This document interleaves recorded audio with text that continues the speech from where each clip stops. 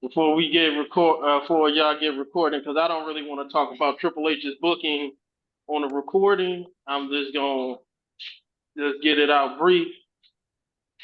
I, Triple H, in my opinion, needs to he needs to decide. You're either gonna book for the casuals or you're gonna book for the smarts. He's trying to please too many people, man. It's just like when he was running NXT Black and Gold,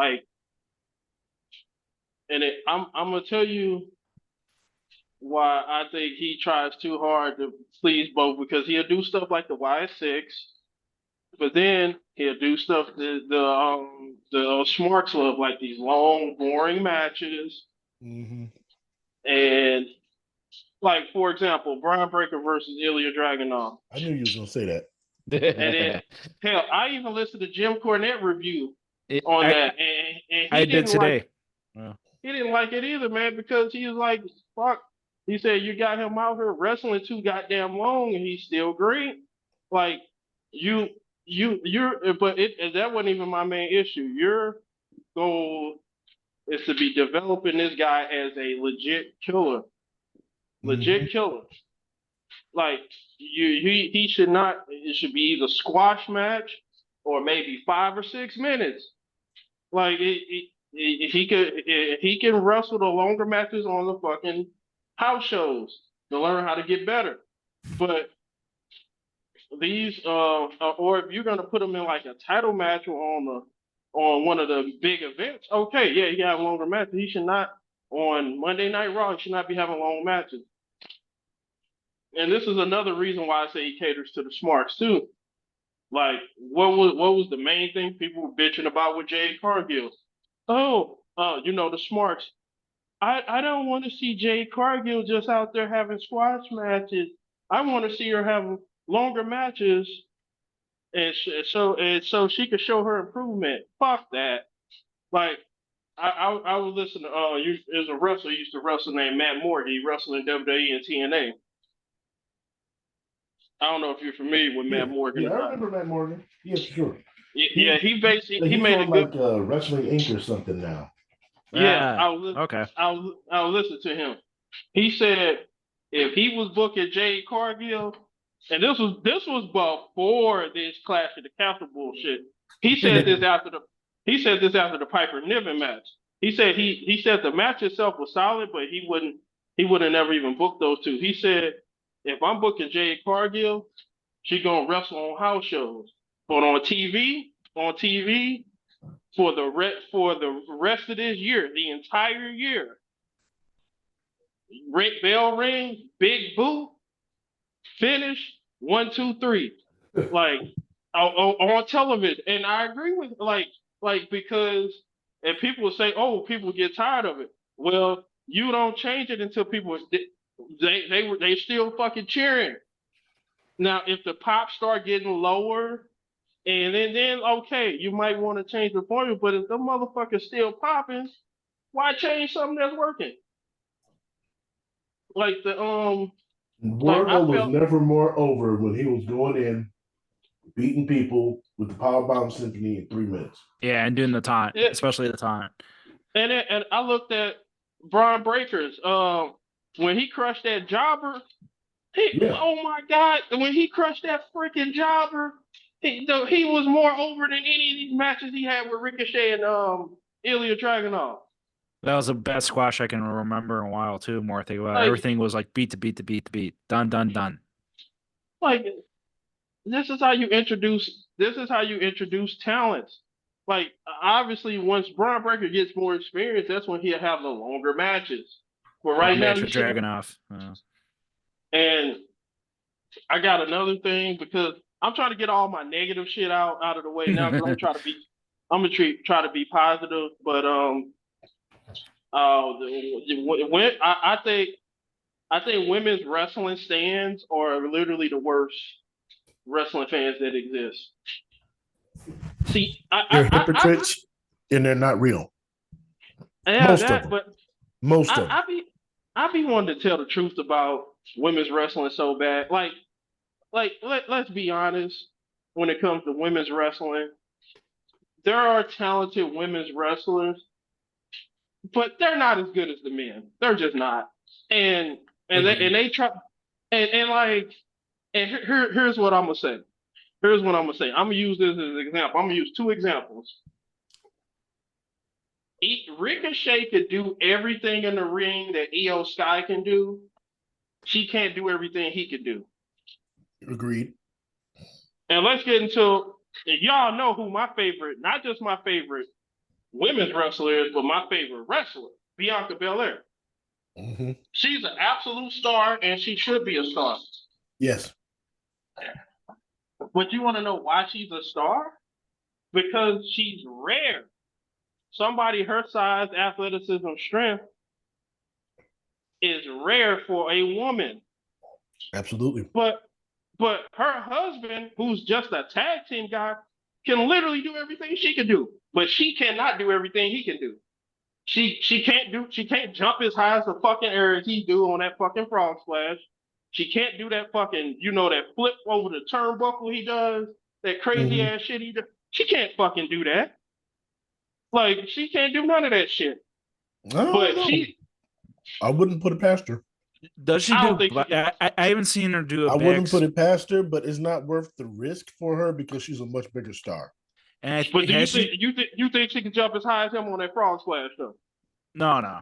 No, I mean, but that's not like high is high. But look, like, if he's got a 42-inch vertical and she's got a 36, she's still getting up there. Yeah, but like you see how high he be getting up there. Like he got one of the best frog splashes I've ever seen. I agree. She's a track star. Yeah. She could, if she wanted to, she can get up there.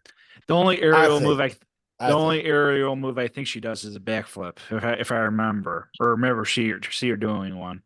Man, I don't know if she could do that fucking flip over the barricade thing because I remember when she did the damn Spanish fly. Oh, there you go. Yeah, and she almost broke her fucking and she almost broke her fucking neck. Good call. Yeah, I remember that now.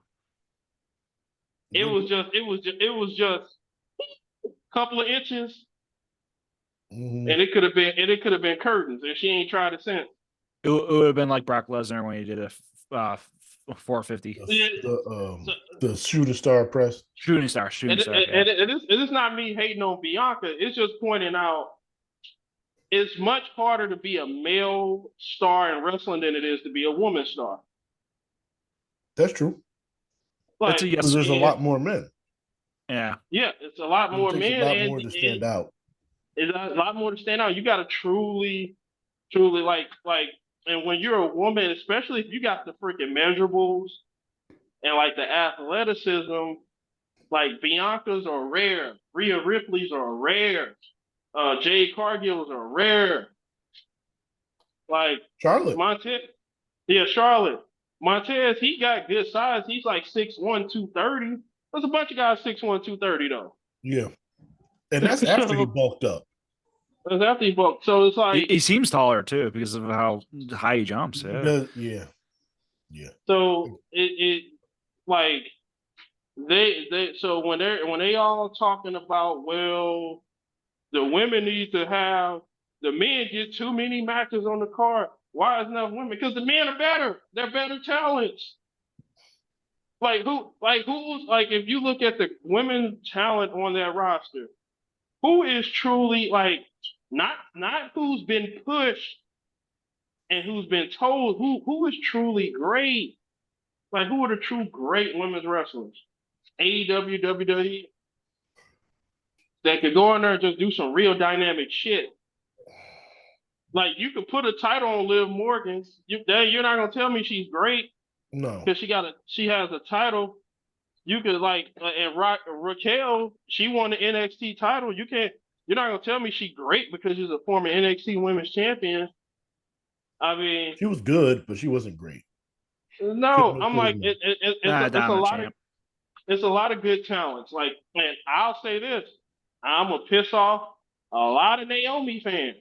I think she's good, but I don't think she's great. I don't think she's ever been great. She's never been great. She's only had one championship, yeah. She's never been great. But she has been very over. Yeah, I agree, and I feel that she definitely does deserve respect. But she Yeah. got all these freaking stands on the internet talking about like, oh, she should be doing this. Like, no, she should not.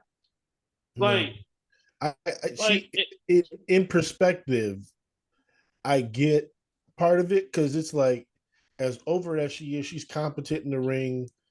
She should have gotten a little more. But she's had a couple title reigns. and She won at WrestleMania. She's technically ahead of her time because with the Funkadactyls, they would have been women's tag team champions. The first ones, inarguably. Yeah. Yeah, but I mean, she's had a great career though, and like, and I don't understand what they're complaining about. When she came back, she was in the Royal Rumble. She was in the Elimination Chamber. She got a featured WrestleMania match. She was in a title match. Or like, what the fuck are they complaining about? She's been featured, and that's like, about the best you could ask for. Are you featured? She's like, typically figured into TV. Yeah, see, and they can always throw her in the bloodline whenever they want to. Like she's okay. Yeah, I'm surprised they haven't.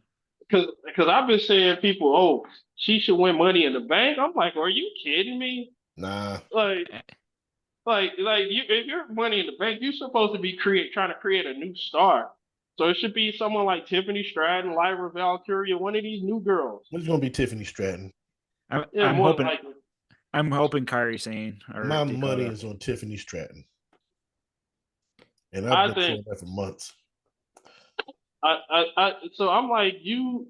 Now I wouldn't throw out a wild card if Jade and Bianca's team is not together anymore. I won't throw out. I will throw out a wild card of Jade Cargill getting that as well, but we don't know what's gonna happen with that yet. Yeah, but it's so silly. And then another thing too, when it comes to the like, this is not even just a women's wrestling thing, but they complain about it the most though. The women's wrestling fans is that people need to understand when you have a roster of wrestlers, you need talent to beat. Like you need to have guys on the roster and girls on the roster that have to take losses. And like Natalya people do not realize how valuable someone like Natalya is. She's incredibly valuable. That's why they need to resign her. They need to resign her, but they need more people like, that's like someone like Candice LeRae, I would be using like a Natalya. Yep. Like stepping stone, somebody that the newer, fresher talent worked with on the house shows to learn timing, learn, transitions, facials, how to react to the crowd, that sort of stuff. And Natalya trains half the people. Yeah. That is, she's perfect for her. She recently had like the dungeon segment with Joe Hendry, like things like that. Even both sexes too. It's like, why not? That's incredible. Yeah, she trains a lot of people, like male and female. Oh, go ahead. No, that was it. No, I was gonna say that's why I was mentioning when I had that conversation with you guys. I don't know, like a few days ago, where I was like, the brand extension, like. I just don't. I think they need to get rid of it because they have not done it correctly. And I know they got talent that's out injured and all this stuff, but to me, if you're gonna, let's say you're gonna do a women's division, you need at least 20 women on SmackDown. At least 20. You know how many women they got? They got like 11. Active, in their division's top heavy. They got a lot of they got a lot more talent on SmackDown than they do on Raw. Yeah, balance wise, yeah. Yeah, balance wise. That's I can't agree with that, but I think a lot of Raw women are injured though, because you got like Becky Lynch is gone, Asuka's out injured, Rhea Ripley's out injured, Raquel is out injured, so a lot of their talent is not there right now on Raw. But I mean, that's But we're talking like Jade But and we're Bianca. talking Like, the only yeah. you're talking Asuka is a fresh face over there. Everybody else was on Raw last year. Rhea, Becky, they were already on Raw. They already feuded. There's Yeah, nothing and else then to do. I'm talking about, but they did switch some of them out. They did bring EO over there. A little bit. Now, I would agree with you if it was last year. Last year, SmackDown was really stacked more over than Raw was. But I think they balanced it out a little bit better. But I just personally think that you need at least 20 women each side, and then you can build tag teams. Like me, I know everybody wants I got another controversial topic too. Everybody wants a women's mid card title. I don't. I personally don't want a fucking women's mid card title. If they're having trouble booking the actual real titles, what makes you think they're going to book a women's mid card title better? If They they just can't won it book, because NXT has it. Yeah, that's the thing. I know. and I know. technically AEW. Technically AEW. Yeah, but it's like it's much easier to book that title in NXT than it would be on the main roster. Yeah. First off, if you have a women's mid card title, what you're gonna do? Are you gonna just have one title and they go on both shows, or are you gonna have actually two titles and like one for each show? Like, how are you gonna book that thing? Well, and that's the question. Like, you're on the topic, Josh. Like, I discussed this with you guys the other day as well. Like, how I'm in the same fence of like limiting most of the titles, the brands as well. That's always been a fickle problem. I'm not a fan of the draft whatsoever. But as we've talked with the networks, with this Netflix thing coming up, it's going to be very fascinating how Triple H is going to manage all this crap. And Shawn Michaels with NXT. So I'll say one thing about AEW. AEW, regardless of what you think about their booking and stuff like that, it always feels like they have fresh, exciting matchups for their shows. Well, they have the bank for it. They do. And now with the Forbidden Door, for example, like two random like marquee matches. Technically, I give Shirakawa that credit. Like that's a fresh, interesting match. But the thing is, imagine if you didn't have the freaking both of the rosters split up. Like you could have these fresh matches in WWE. You could have like I don't know, Gunther versus AJ Styles or something like that. Or you could have these fresh matchups if you didn't have these rosters split. Like they don't have enough, in my opinion, truly over guys that are truly over or girls that are truly over to have split rosters. Now if your roster is just over, there's no problem. But they don't have enough star level over talent to have the roster split, in my opinion. Yeah, but then we gotta. But then there's the business aspect of it that we really have to, that we're really not privy to. Yeah, and it's it's like, hey, look, Netflix might want Roman.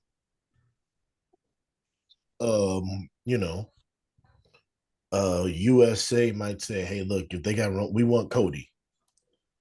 So it's like if you have the networks that's paying you the money saying we want this talent, this talent, this talent, this talent, you really don't have much of a choice. So I don't know what the business and the same thing goes with the champions, right? So if like they say, hey, look, we want this champion, and this say we want this champion like that, there's not much that you can do in that space if they're saying, hey, we're paying you, this is what we want. This may have been something that they brought upon themselves by doing this brand split in the first place, but we don't know.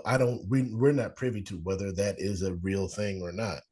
The dirt sheets might say so. The original brand split worked because you had stars, man. You had Undertaker, you had Shawn Michaels, you had Triple H, you had Brock Lesnar.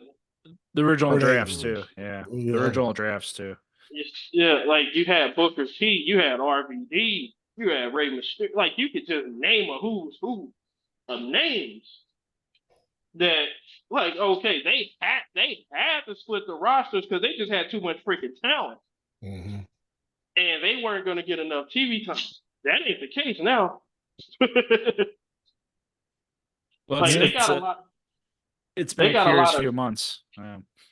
They got a lot of good wrestlers on their rosters, but they don't have a lot of over. Like Ilya Dragunov, really good wrestler. He's not over. Carmelo Hayes, really good wrestler. He's not over. It's going to take Like, time. They're building. yeah, It's going to ain't take gonna time. ain't gonna take time for Trick Williams. Man, man, I don't know if you saw the episode of SmackDown. It was because you Yes. remember Carmelo Hayes was doing like a main roster loop even before he got called up. Yeah, this was when they had that pay-per-view in it was the Royal Rumble. Yeah, Right they before had the Royal Rumble in Florida. Yeah, I know exactly what you're talking about. they had Carmelo Hayes getting jumped and Trick Williams came out there and that crowd knew who Trick Williams was. But that was a home team crowd. That was a Florida crowd. So I mean I'm not saying that they wouldn't react with him outside of there, but that was a Florida crowd. NXT is Florida based. We do have to take that into account. Hey, when they had the NXT show in Philly, 16,000, they was chanting whoop that Trick. And That's a don't tell smart me crowd. This WrestleMania weekend, that's a smart crowd. don't tell me that's all. But Trick Williams not even like a wrestler that the smarts like though. He's a guy the casuals like. Yeah, because of the chant. And the chant's contagious. No, because he can't, because he's still very green in the ring. Like he's not even like you go online, the smarts be ripping him, man. He's not a guy. He's a guy that casual like. He's not like one of the guys that smarts like. So I believe he's just over. I hope so. I'm hoping for at least a year-long reign, at least until the next yeah, there's no reason to rush him up right now. He needs. I don't know. He needs to stay in NXT for a while. He's got to sharpen up. I'm trying to think because Braun's title reign was like at least 6 to 9 months. Why not? It's like one of those things where I can't think of like a new signee in NXT that deserves it right at this moment. So I would like for Trick to have a long reign, but whether he has a long reign or not, he needs to experience down there. He needs to work some more. He's got to get his work to be better because his matches are they're at best not like the best at the one. I agree. Well, the thing is, man, when you over like him, you ain't got to be amazing in the ring. You don't. You just need to be solid. You got to be solid. But I mean, LA Knight is incredibly over. He's not doing any world beating stuff in the ring. He's just very fundamentally solid. Trick Williams Trick Williams though, he gonna be on the main roster next year. He's too over to keep him in NXT. They're not keeping him in NXT past next year. WrestleMania weekend next year, he's on the main roster. Yeah, we don't know because they kept Braun Breaker down there for a long time. Yeah, too long. Too long. So you don't know. Yeah, no disrespect to Braun. He wasn't as over as Trick though. Yeah, but I mean the times was different too. Yeah, it's like one of those things where he was ready. Braun came in during that Vince McMahon booking era. Because remember, they had to turn Braun heel because the fans started booing him. Yeah. That's what I'm saying. So, and that was the NXT fans booing him. That's because he was there for too long. That's what I'm saying. That's why Trick Williams, next year. I hear you, but like that was a totally different NXT when Braun started out there too. Like we do have to keep that in mind.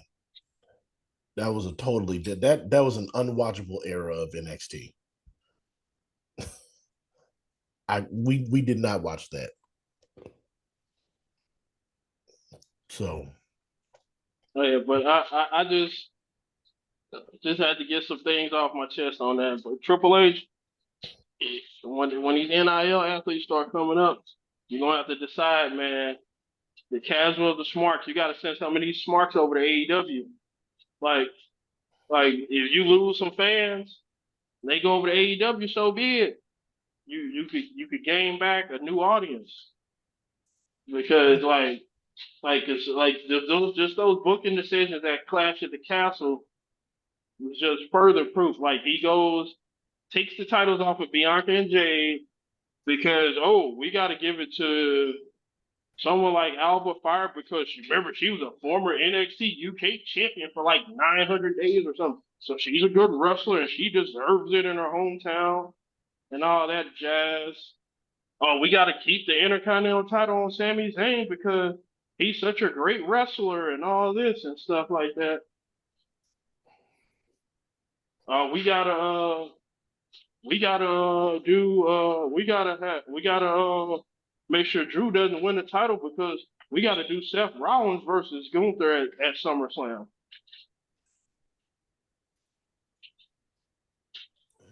right, hey, look, man, we don't.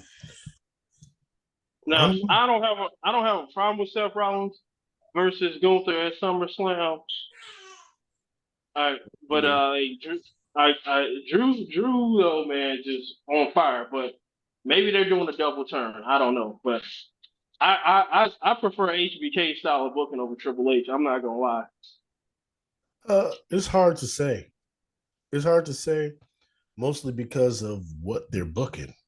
Yeah. Like Shawn Michaels is booking developmental. There's really not much at stake. Triple H has to book for a $1 billion company. 2 shows. So there's more to keep in mind. I have, like we said, I got obligations to fulfill. Then why he's trying to cater to the small minority and not the broader He's got to audience. cater to everybody. Like he should he's trying too hard to cater to some of this little smaller like it's just too many long matches. I can't get into it. I don't want to get disrespectful, man. You can get disrespectful. This I mean, look, hour. like we've had this discussion before. I don't think that's him. I don't think it's mostly him catering to them. I think that's what he likes because I've seen Triple H's career. That's the type of match he likes. He likes those 20, 30-minute storytelling classics. That's why we had Tommaso Ciampa Gargano for a year in NXT and all that. That's another thing I'm saying. Never pull the damn trigger on shit. Like, god damn it. He waits too long. He takes too much time. Like, I get it. Like, you hear, like, the Undertaker and Big Show and Mark Henry and everybody, they talking about, like, John Cena, milk the crowd, milk it. If you think you got to wait another second, blah, blah, blah. Triple H takes that to the extreme to where people are starting to lose, what they had belief in whoever because he's taking too long to pull the trigger. You could have pulled the trigger on Chad Gable beating Sami Zayn. I think you could have done it. People don't want to know my idea. You don't know when I would have. You don't want to know when I would have pulled the trigger. Sami Zayn fans, they hate me. Why? Dude, picked Chad over him. No shame in that. No. Sami Zayn to me is a guy. It's about the moment, not the reign. Yeah, like Mick Foley. Understandable. Mick Foley, Tommy Dreamer type of guy. No, I would have had Chad Gable turn heel on Montreal and won the title right then and there. Sami Zayn would have had an 8-day title reign with me. Because if you had Chad Gable win that title and then that's when he turned heel, he would have been a mega heel. man, you would have had a Mhm. new. I mean, he's already hated now, and the crowd booing him, but that'd have been double. Yeah, but then like, and this is where things get like tricky because now I'm like, when you look at Raw, the Chad Gable stuff takes up a lot of time on Raw. So you got weeks and months of Raw that's devoted to this Chad Gable story. So if Gable is champion, then I can't. That story ain't going to play. What is it? Alpha Academy story. That's not going to take up time on Raw anymore. Now I got to fill that with something else. So now they're. I get that they're milking the story. So now Otis turns, and all right. So now they But can bring the Creed but the, brothers in to be with them, and but the thing you could is, build on that. Like I get it. You need stuff to fill up 3 hours of TV every week. but So I get what it. it, what is the point of them being with the Creed brothers now? After I seen Brian Breaker challenge for the title, I don't want to give a fuck about Chad Gable challenging for the Intercontinental title no more. If somebody like Brian Breaker is competing for that title, I want Brian Breaker to win it now. Yeah, but the fans are more invested in the Chad Gable story. Yeah, now with this Wyatt 6 cliffhanger, you're like, huh. Brian Breaker is your future star, Yeah, and he's we not know gonna that. be winning. And he's not gonna be winning the world title right now. So why not give him an Intercontinental title reign? Josh, if it was up to you, he would have beat Gunther at WrestleMania. But I mean, Yeah, hell yeah. I agree. I agree. But there's one thing is for sure. Sami Zayn is incredibly over. And he don't need the title then. I agree. I personally think he's better chasing the title as a babyface. I think he'd be better holding the title as a heel, but I think as a babyface, he's much better chasing it. But I mean, we pretty much seen Triple H aside from like the women's tag, because that doesn't matter. Like Triple H kind of likes his long-term champions. So I'm not surprised that this is continuing on. And the women that and the people that could have actually made sense holding the titles forever, he got them drop them 6 weeks. Like you literally, realistically, you could have had Bianca and them hold the title for like 9, 10 months, Right. and it A would year, and it'd be yeah. a year. It'd be realistic. Like I don't get it. I mean, like I said, I would not be surprised if they got those titles back very quickly. Oh, man, I don't want to see that. That's stupid. It'd be pointless taking them off of them. Yeah, like because of the stipulation of the triple threat in Like, Exactly. their senses. But but I'm kind of with Josh in the sense that like it's not going to be a dominant reign. It's just going to be here or there reign whenever I feel like it. I'm not So saying I agree with it. yeah, I'm just saying I could see that happening. yeah. here's my point. You got these two big dominant women stars. You have them go mow through everybody, and then when somebody finally beats them, it puts them over. I'm with you. Like now, it's like it don't even matter if they get them back and they have a run. The invincibility. And people can say, well, they didn't get pins. It don't matter. They had this invincibility aura, and now it's gone. And then you've been having Jade bump too freaking much. Uh, just Yeah, I don't I didn't like seeing Jade bump that much. That's what Bianca's there for. She's been around a while. Let her bump.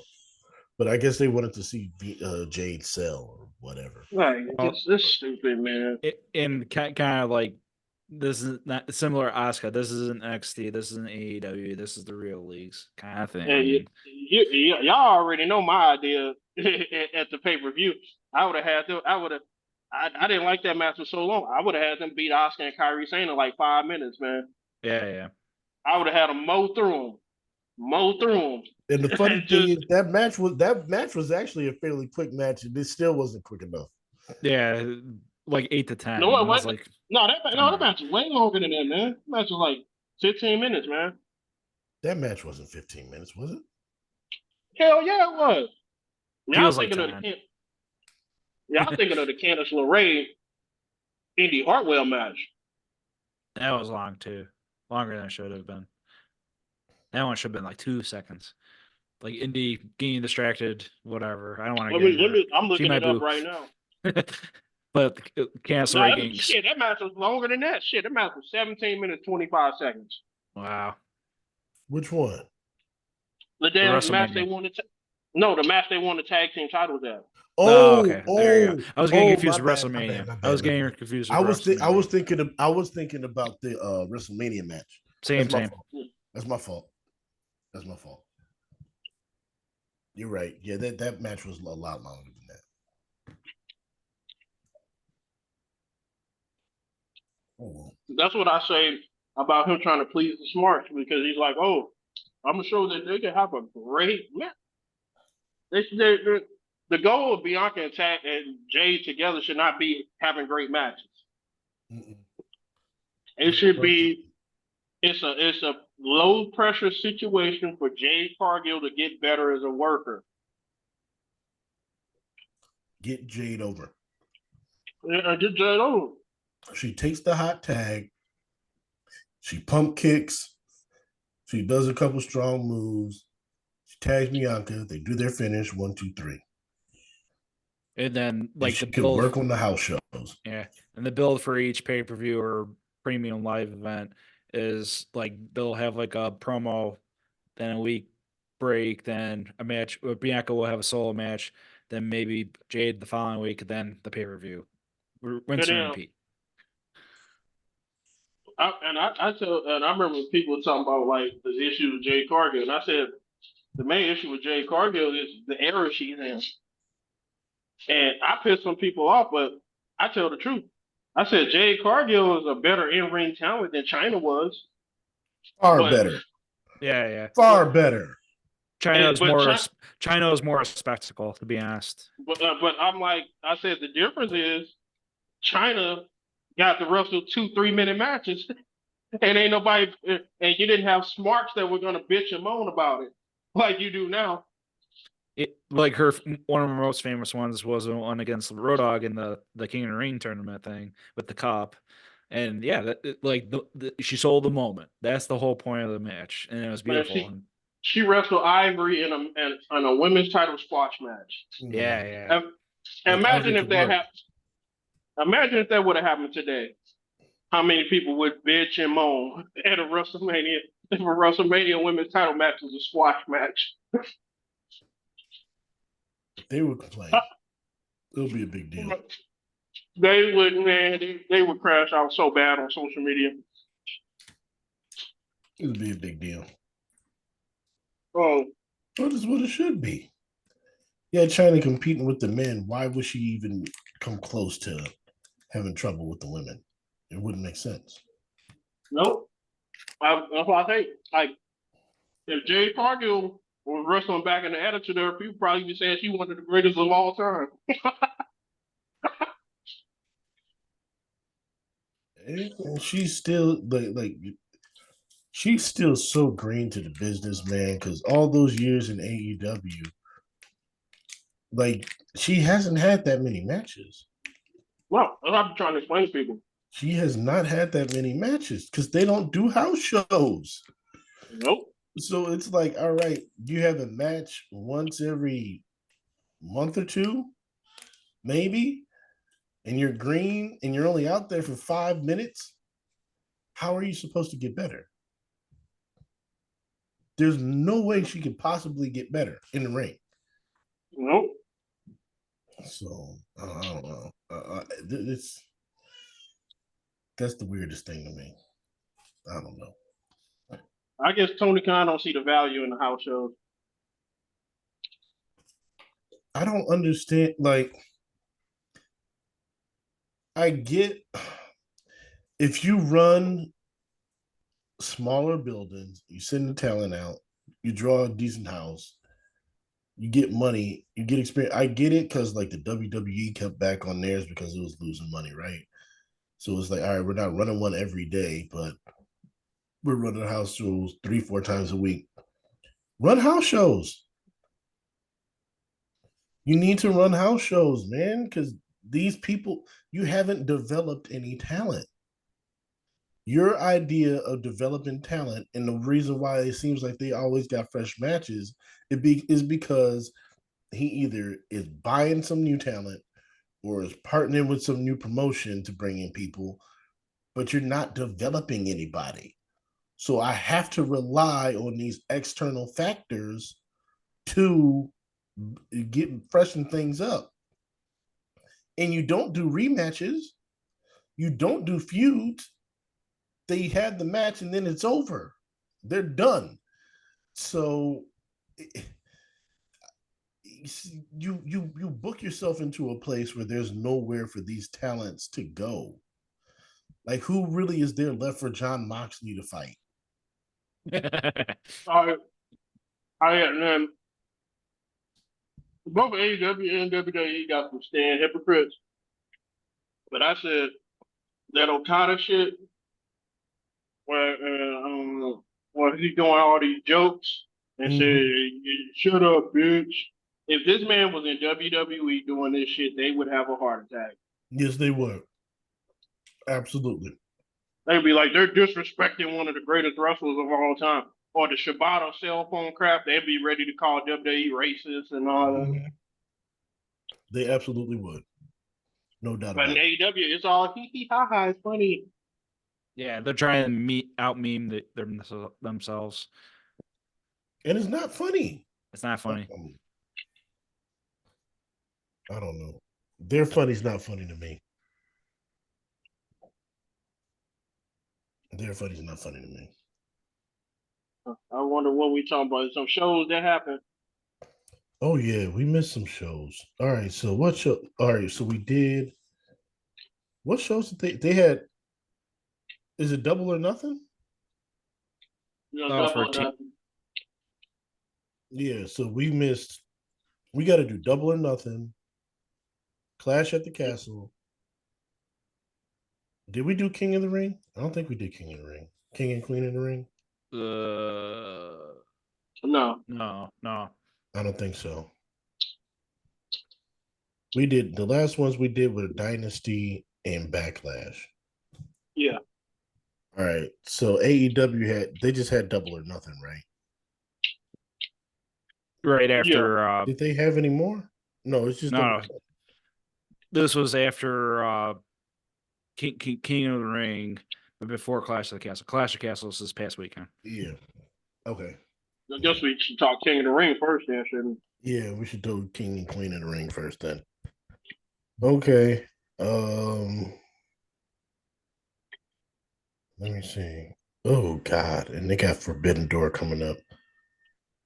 That scares me. Okay. Side note, I tried playing Fight Forever since it's the free game of the month. No. Not a good game at all. No. Not a good game. This is a really bad game. This is a really bad game. I'm sorry. Which game are you talking about? Fight Forever. Oh yeah. Reject really WWF No Mercy. And you actually downloaded it. Yeah, I mean it's free. You have a PlayStation. If you got PS Plus, it's free. No. I don't want to waste my storage, even if I don't do it. It's bad. It's awful. It's not good. Have you tried the new DLC content with Aubrey? I'm not paying any money for anything, so no. I just play base game. That was the last freaking advertisement I saw for it. Aubrey, the DLC for Aubrey. I'm like, guys. Come I, on. when they said they did not have community creations, I did not care about that game anymore. You got a company in AEW that has all these damn wrestlers from all these different promotions always showing up in your company, and you don't have a. If any game should have it, it should be your game. Right. Oh, it's not a fun game to play. It really isn't. Like it doesn't even feel like No Mercy because No Mercy felt like a better game than this. Like, was it like the same basic toggle? Like, once you grapple somebody, you hit like a certain angle for a certain move, and then once you get to like a special, you just hit one button. Yeah. So it was like this is a game where you could very easily spam moves and win. Okay. I never played it. It just looked clunky. It is very clunky. It's very clunky. Um Kenny Omega should I'm never trying have to been on. reverse stuff. Like it's difficult to reverse things. Um And a side note, speaking of Omega, I think I could beat that motherfucker in Street Fighter. He thinks he's so good. I caught a couple of streams of his on Twitch, especially the ones where he's like, doing this new persona, trying like bash the EVPs and shit like that. Mhm. And watching him fight, I'm like, you're kind of basic, bro. I could beat you. I'm challenging him. I get squashed, but man, he's not that good at Street Fighter. You hear that, Kenny Omega? We have an official challenge for you in Street Fighter on I your got Twitch stream. I got a fighting stick. I'm ready. If you lose, you owe us an interview. Oh God. Well, we have to ask you why you did Fight Forever. Just why? Yeah, man. Uh, It's a I terrible gave some. game. I gave some more respect for Kenny Omega. I used to hate him, but he's not that bad. But He's I think I give him the credit, and it's a controversial one because MJF was a champion, but I would consider Kenny Omega the more important champion for that, for the whole promotion when he was champion, because it was kind of steady when he was champion, in my whole opinion. well they ruined MJF championship Yeah. run when they turned him babyface. Yeah, Yeah. they did. They ruined it. They ruined it. And I'm sorry, like I like MJF. I like Roosh. Did not care about that feud at all. I don't want to see MJF and Echechero at Forbidden Door. Exactly. Why? MJF is returning and you're trying to get over CMLL guys? What is this? He just some filler shit all over. Because I think they're gonna do MJF versus Will Ospreay all over. Do some Yeah, better filler.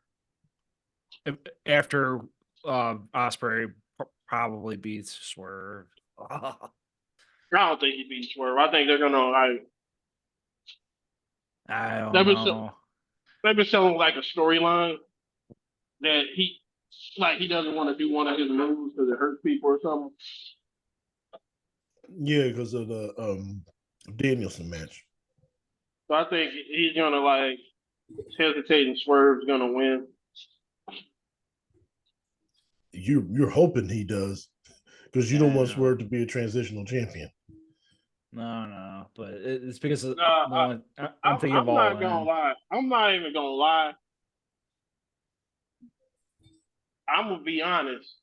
Even though I hate that he does all the flippy shit, I honestly think Will Ospreay is the best talent they got in that company over there. At the moment, yes. Not the biggest fan of his matches. I saw his match with Danielson in person, man. Yeah. That man, when he actually he can work, man. Right. He gave Jericho's last good match in the last like 3 years. Honestly, I give him that. He can work, but AEW is the land of people going too far and allowing people to go too far. So it's like Swerve, like you can tell Swerve loves that deathmatch nonsense. And if he gets in there with somebody that'll do it like Adam Page, then that's what he's going to do. But you put him in there with somebody like Christian, and you see this guy can really work. And it's the same thing with Will Ospreay. I mean, Well, he Will didn't Ospreay have knows how to work, man. yeah. Like He didn't have that flippy type of match with Roderick Strong. He did some flips and stuff, but like it was more of a match. But I don't know. I just hate that he's gonna wrestle Ricochet and it's gonna be that because like this match is much different than when they first. Will Ospreay is a lot bigger than Ricochet. Yes. He put on muscle. He's probably about 50 pounds. He probably got about 50 pounds on Ricochet. And he's taller too. He's like 6'1", 6'2". Mm-hmm. Like and the one thing that I like when like let's say guys like Bret Hart, Shawn Michaels, when they would wrestle guys that were smaller than them, they would wrestle more like a bigger wrestler. Right. Exactly. Or if you watch Eddie Guerrero when he wrestled Rey Mysterio, he wrestled more like the bigger wrestler. Eddie used to he in his matches he most of the time he did do like the Hurricanranas and all the athletic stuff, but when he wrestled somebody smaller than him, he was not going to do that athletic stuff. Yeah, more technical. He would do submissions and stuff because he's mostly heel in those scenarios. That's why I was saying someone like Will, he needs to stop. He needs to adjust to his opponents better. His matches always devolve into the same thing. Like he'll give you like the first third or half of the match. It'll be a match. And then there's going to be a point where they both all get knocked down or something. And then it's going to devolve into like fast pace, no selling, high spot. I hit you, you hit me. Then I hit you, then you hit me. Then I hit you, and you hit me. And then I got the counter. And, the Ray I still rather watch his matches than John Moxley matches, though. Absolutely. Oh, yeah. Absolutely. I'd rather watch paint dry than watch John Moxley have a match. Or Orange Cassidy match. Yeah. Even with that faction of Briscoe and Kyle O'Reilly, I'm like, no. I don't know if you watched. You talking about the match that just happened on Dynamite? Yeah, well, Orange Cassidy happened to be there. Like, I'm not hoping like that's a future faction or whatever. Fuck. Just I wouldn't mind. I wouldn't mind O'Reilly and Briscoe. That would be a cool one. Did you see the match on Dynamite? I didn't see the match, but I saw the promo with Briscoe. All right, so it's AEW. So they literally okay. Like every single guy on the babyface team, they did a cool sequence where they all went to the top rope.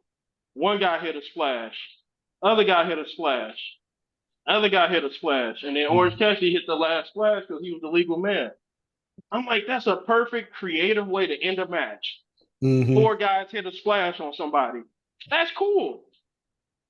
1, 2, break up the pin. The match goes on another freaking like 7 minutes. AEW, man, AEW. I've never seen a match where 4 guys hit a splash on somebody in sequence. Ever. That would have been like I would have been like that's a creative ending. That's how you end a match. Did they do the thing where like I tag and then I come in the ring, and then I tag, and then I come in the ring, then I tag, then I come in the ring, and I tag, and then like that? No, they were all behind each other, so they blind tagged them. Yeah, okay, that's what I'm saying. Yeah, okay. More blind tags. So Okay.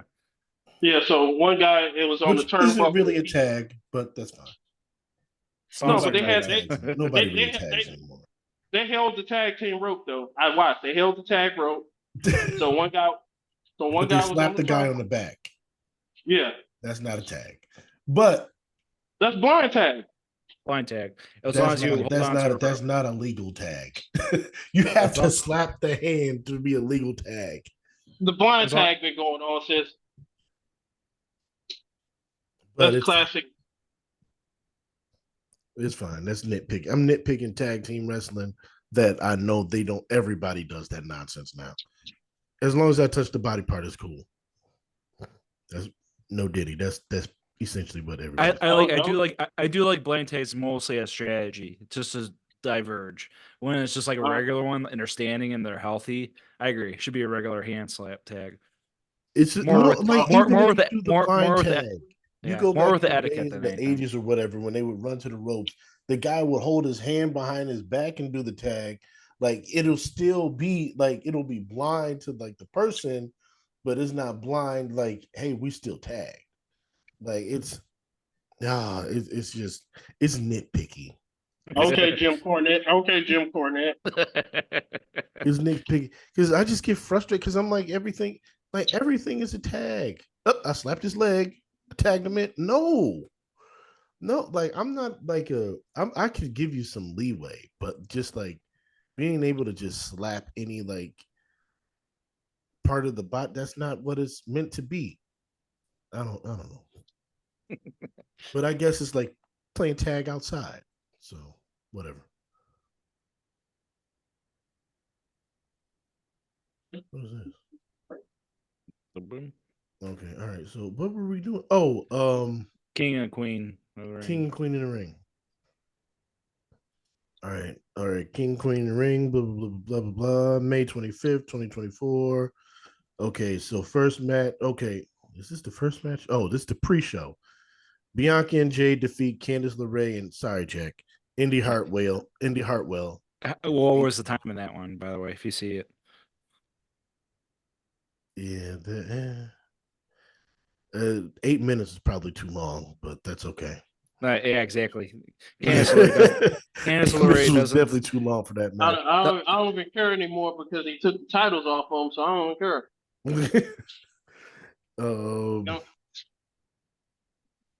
But good for Indy. She's getting a lot of work.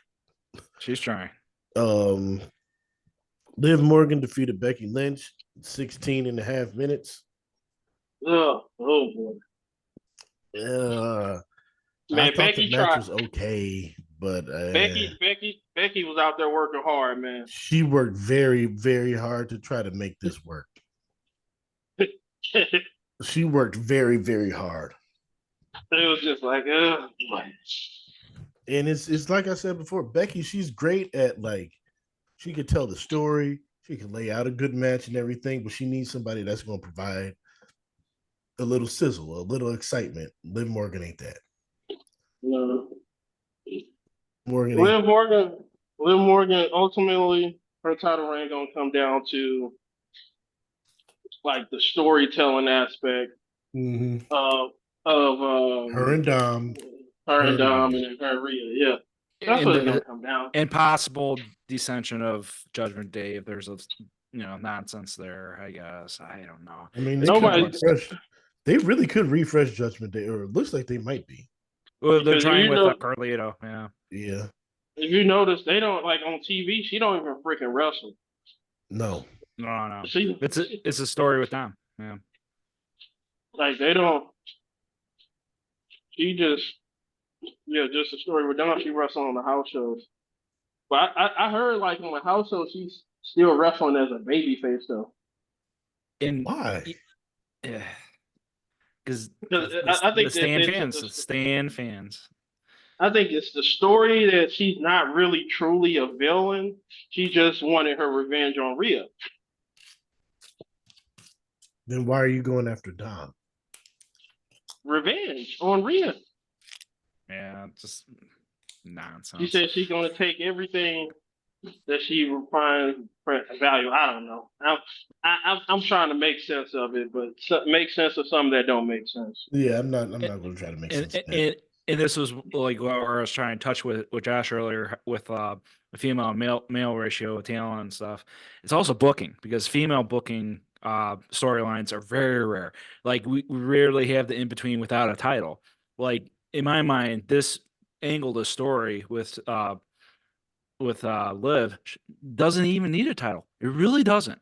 So it's like, why not have that as a filler? Because if the title is involved, kind of cheapens it. And like we just said, Liv hasn't even wrestled since King and Queen. So it's like it becomes a weird. No, she wrestled in a steel cage match against Becky, but Okay. it had The she hasn't follow-up. wrestled since now. Yeah.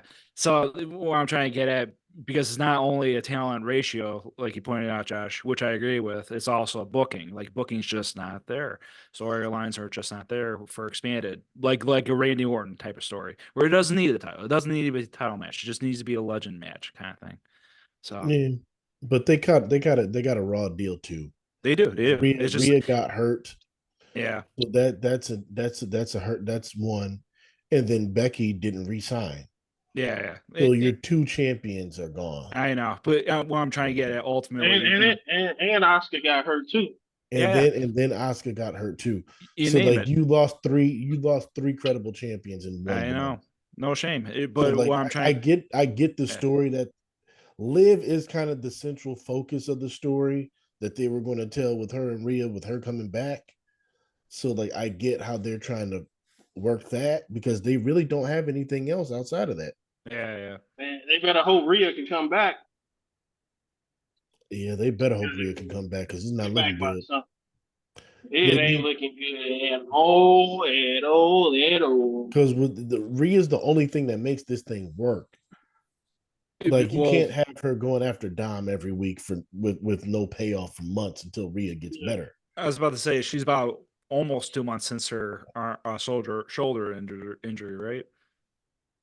Yeah. 2 months at least. Yeah, about a little, yeah.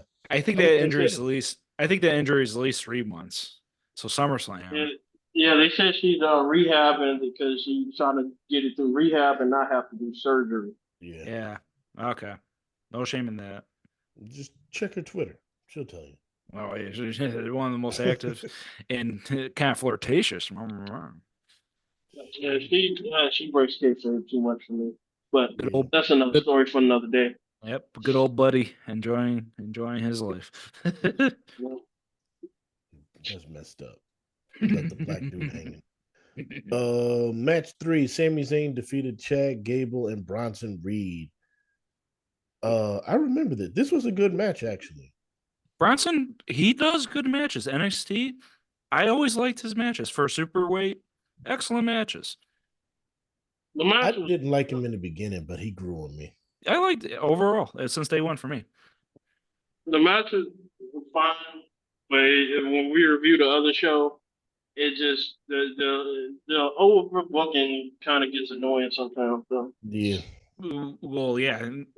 With the oldest stuff, but the match at the in-ring action was pretty good though. Yeah. Does this Otis stuff seem like a rehash of the Mandy Rose angle to you? Yeah, I can't go that far. But the crowd likes Otis though. The crowd loves Otis. But as this is playing out, I'm like, this is Otis and Mandy Rose all over again. Because this is what the Miz did to him. Yeah, when he took his Money in the Bank briefcase. Oh yeah. Right? So like I'm like, this is the same angle. But I mean, if it's working, it's working. Good for him. Well, I was about to say, if it's possible long-term working, like Otis could have like for the next promo, I'll be like, I've had enough of everyone bullying me. I even lost my chance of being a champion. Just have bring it full circle kind of thing. Yeah, him and Maxine Dupree. Yeah, just smarten up. And him and Tozawa was a tag team. Ugh. No I know. I like Tozawa. I like Tozawa years ago when he was in the Cruiserweight Classic. He'll bring that back. It's just because of the silly, nonsense the last year or so. That's why I don't want to see him. No shame. He's a solid comedy character. It'll be kind of like, remember when I used to wrestle? Oh, he's actually kind of good. Yeah. And for that crowd especially. Yeah. Tozawa and R-Truth. Yeah. Yeah. Unite their rivalry. Yeah. Yeah, they cooled off R-Truth as well, but that's another story. Nia Jax defeated Lyra Valkyria to win the Queen of the Ring tournament. I think Dave Meltzer gave it like 1 star or something. The match though, It wasn't it a did what bad it needed to match. do. It wasn't horrible. It was solid. It was decent. It It did was what it decent needed with to a do. great finish. Yeah, the finish was crazy. Yeah. And the progression of Nia Jax has been steady, and not as many like mistakes, except for that finish. and she's not hurting anybody, so that's No. good. It was kind of like a believable kind of finish too, in a sense. So. Yeah. It was a very believable because it's like because you see it all the time where they do the sunset flip bomb, and it's just like you're not sunset flip bombing Nia Jax. And then she did exactly what she should do. Yeah. I want to try the sunset flip bomb. I'll just sit on you. Yeah, and it shows perfect. Eyes are bigger for the price for Lyra. It was perfect storytelling. I saw Bianca walk with her and carry her as power. Yes. That was impressive. Yeah. Well, we also saw her do that with Otis too. Yep. Yeah. That was impressive. That's how I know she's a little stronger than Jade Cargill. Oh yeah, Jade got her up, but like she got her up and she was really moving with her. Was she doing those squats as well? If I remember, like those crunches with Otis, if I remember, or she was doing that for another talent. It was pretty impressive. She did something else, but I remember during the pandemic, she like carried him. Yeah. That was cool. Gunther defeated Randy Orton to win the King of the Ring in 21 and a half minutes. This was a very polarizing match. I thought this match was great. Yeah. What I was gonna say is the only thing that sucked about it was the ending because it was a botching ending. Yeah, they botched the ending. Refresh my memory. I'm trying to remember the motions. It was because Gunther, Randy Orton hit Gunther with an RKO. When Randy went to pin him, Gunther punched his leg and then did like a roll up pin, but Randy shoulders it up at the end of the match. Yeah. Okay. So it was like a weird like sequence. Okay. Yeah, he didn't get Randy's shoulders down, so Randy's shoulders. Oh, okay. I remember the angle now. Okay. Yeah. Good call. Yeah. I don't think that was an angle. I think that was just they just botched because they haven't even talked. Like Triple H addressed it one time and then they haven't talked about it since. Yeah, exactly. But it was like one of those things where when I was initially watching, like that's kind of like, huh? I had to like question it and look at the replay. I think that was a botch. Yeah. I think they probably tried to do an angle where he like got the shoulder up at the last second, and it was like one of those did he didn't he? But like his shoulders were clearly not. The ref should not have counted that. Yeah, exactly. Now I remember. The refs in WWE know better than that. He shouldn't have counted that. He should have put his hand under his shoulder to show that he's not awkward pause. The awkward pause. You have to take the booze worth it. Those are two professionals. They would have figured out a finish. Yeah. They would have figured out how to get right back to that finish. But otherwise, great match. Great match.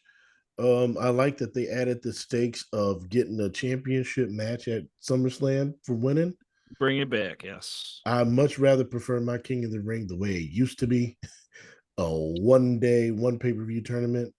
But this wasn't bad at all. I mean, it's fresh, it's new, it's newer, but I love the stakes of winning a championship match. Yeah, and the crowd really helped this match too. Yes, the crowd in Saudi has gotten better. Yeah, they were really into the match, and they wrestled like a good wrestling match. They moved at a certain pace. they started out a little slow and then they picked it up as gradually as it went on. But you had two, veteran guys that know Yeah. how to work. Absolutely. Absolutely. We're a long way away from the Saudi Arabia days when they went to Goldberg and Yokozuna and The Undertaker. Yeah, I know. So Yokozuna's dead. Oh, dang it. so these crowds actually like know these guys and are into them, so that it definitely helps. Last match, Cody Yeah, defeated Logan Paul in 24 minutes and 20 seconds. This was a good match too. It was good. man. Logan It, Paul keeps getting better. yep, Yeah, yep. yeah, It, Logan, he's great. and both fed with the crowd too. Like they're like the number one, number two in my with Randy and Gunther as well. The top four right there for reading with the crowd and everything. So yeah, it translated well. It was like you can't argue it that like of course it won't be like a top 10 match of the year kind of thing, but I'm like this is what I want to see though. This is what I pay my money for kind of thing.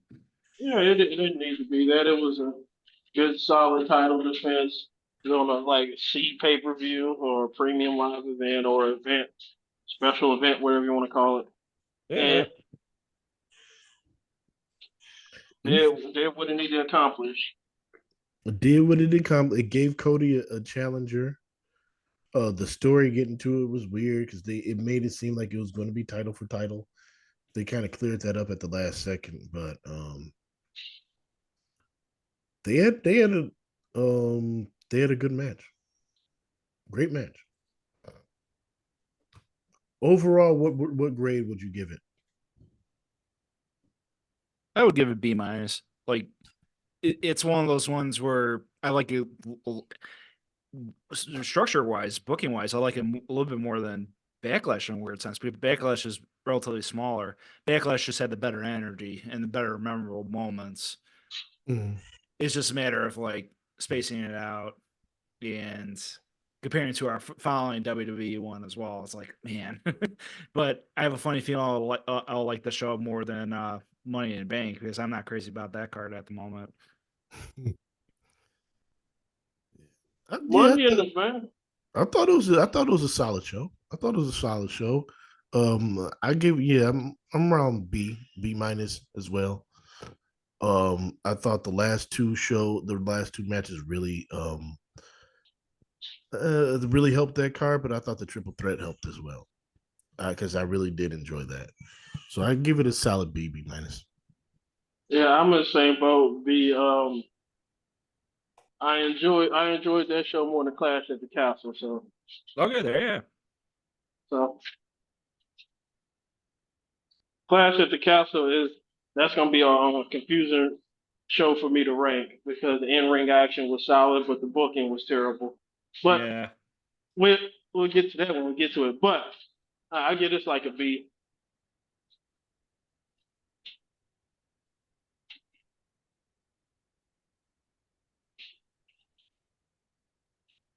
Oop, baby time.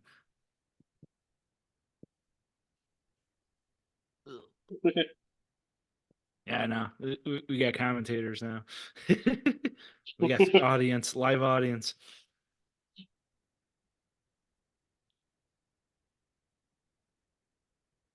And how would you grade this year's NBA Finals, Josh? Yeah. Yeah, I know. It was god awful.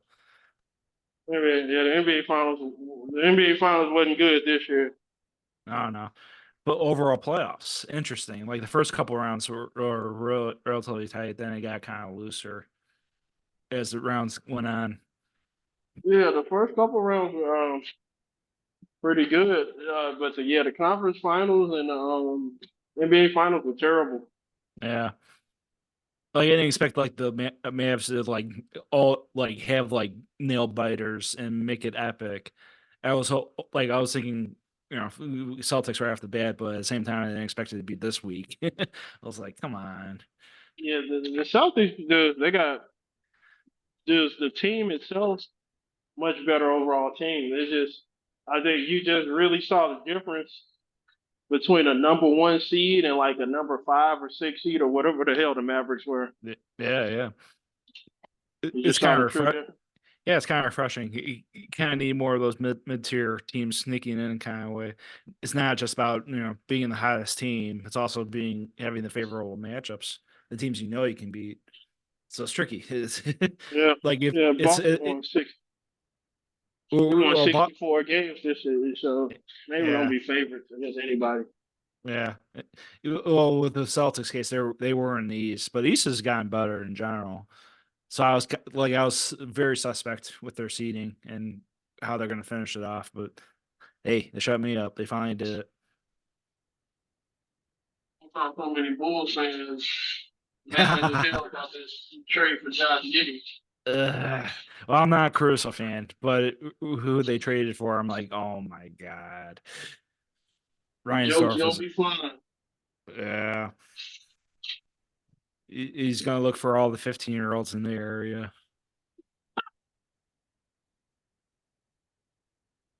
But they're trying really unload to get Levine. But I'm like, we'll be lucky to get past a 4th-round pick, guys. I'm not too excited trading Levine, but at the same time, I don't, he hasn't carried our franchise at all, and we're just gonna eat the cap. It's not a good look for the Bulls. We'll be lucky to be playoff serious in the next 5 years.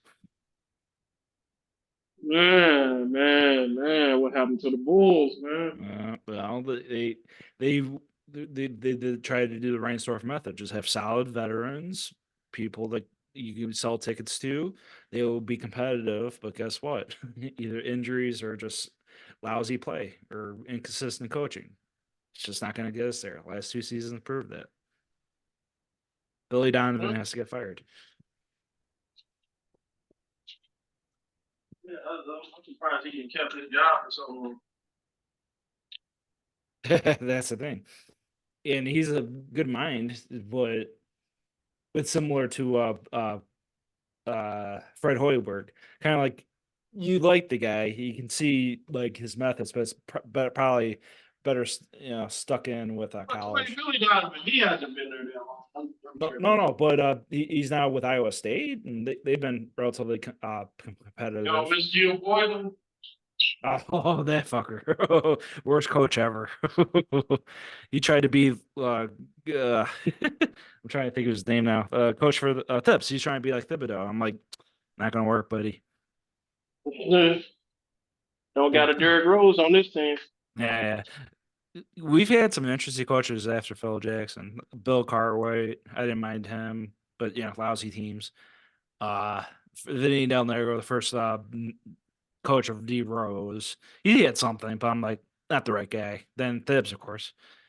Vinny Del former San Antonio Spur. Yep. And Scott Skiles for a hot second. I liked him a lot. He was similar to the Thibodeau in a sense. I heard a lot of former Bulls players didn't like him though. No. Yeah, and that was a team that overachieved, and it was, yeah. You need the right coach to be chilled out, like a Popovich, and all that. But with the Lakers now, like, is it going to be only all this for Bronny, or is it just going to be, what, we're going to give one more run to LeBron? I don't. If they don't draft Bronny, he gonna leave anyway. Yeah. Rumor has it Mavericks. That's why they having a stupid 2-night NBA draft because of Yeah. this crap. It's gonna be go back to one night next year Yeah. All for after this. Bronny. Off of Bronny after this crap flops. Nobody gonna watch the damn NBA draft for 2 nights, man. Come on, No, now. no. I know. And yeah. Oh, or is Charlotte the first pick? No, the first pick is the Atlanta Hawks. Oh, Hawks. Let me see. This draft's terrible, man. Yeah, the college nothing stood out for me this year, unfortunately. Man, I'm glad my Spurs got the number one pick at last in the draft. Yeah, I know. You're copacetic for the next couple of years, but or what did they have? What did the Spurs have this year? Oh, the number four. 4 and number 8. Okay. Foundation right there. Foundation. Similar to 76ers. Wizards, of We'll course. see. We'll see what happens with the picks. I don't know if we're gonna keep them or we're gonna trade them, or we'll see what we can do. Draft is about to it's about to come up this next Thursday, actually. Yeah. Well, if you had the dream trade, what would it be? Like if you trade one of the draft picks for a solid player, similar, maybe even like a Alex Cruz or something. Who do you trade for? Maybe get Derek White back. Well, ironically, yeah, ironically, now a champion. And was he with the Mavericks with that trade for Pozingas? Or You said no? what? Was No, Derek White with the Mavs with Pozingas? No, okay. I was wondering that. I thought he was. I thought Derek White was with the Mavs at one point. no. He only played with the Spurs and he played Oh, in the Boston. Boston. Okay, yeah. So the two teams. Okay, and the Bulls are 11th pick. The tale is old as time. Horrible. Okay, and then I thought Charlotte was first. There were 6. This draft is no star challenge. But sometimes, hey, they said the 2013 draft was weak, and Giannis ended up being in that draft. So you never Yeah, know, you might have somebody that we don't know about. happens all the time in football. Football, there's no such thing as elite football, man. They're always Yeah, yeah. draft. Like who knows what? Like, well, I was thinking of like the Trevor Lawrence one, like how that was, quote unquote star studded. He just got paid, man, 255 million or whatever. Tony Khan money too. There Yeah, goes. I guess I won't be signing Ricochet anytime soon. I saw somebody say, "Oh well, that he paid Trevor Lawrence all this money. That means AEW is doing great financially." They have money to burn, burn, burn, burn, and they will burn it. But of course, they're also trying to bank with the network deals and stuff. So I'm pretty sure they'll get it. It's just a weird thing with HBO at the moment, or technically Discovery. I don't know none of these networks anymore, man. There's so many different networks now. Yeah, I know. I have a crazy theory that Netflix might pick up or like it'll be like not a swerve, but I have a funny feeling like a company like Netflix or even what's the other Netflix, one? they already partnered with WWE though. I know, but I have like the fill in a time kind of thing. I wouldn't be shocked if that happened too. Now WWE wouldn't be happy about that. No, no. It's all going to be collaborative anyway. Like I can't see Apple getting AEW, but they have money. They all every one of those guys has money. But we'll see. The TNT losing the NBA, so Yeah, I know. They're sinking ship. The Big Bang Theory is not going to be as popular because of the AEW.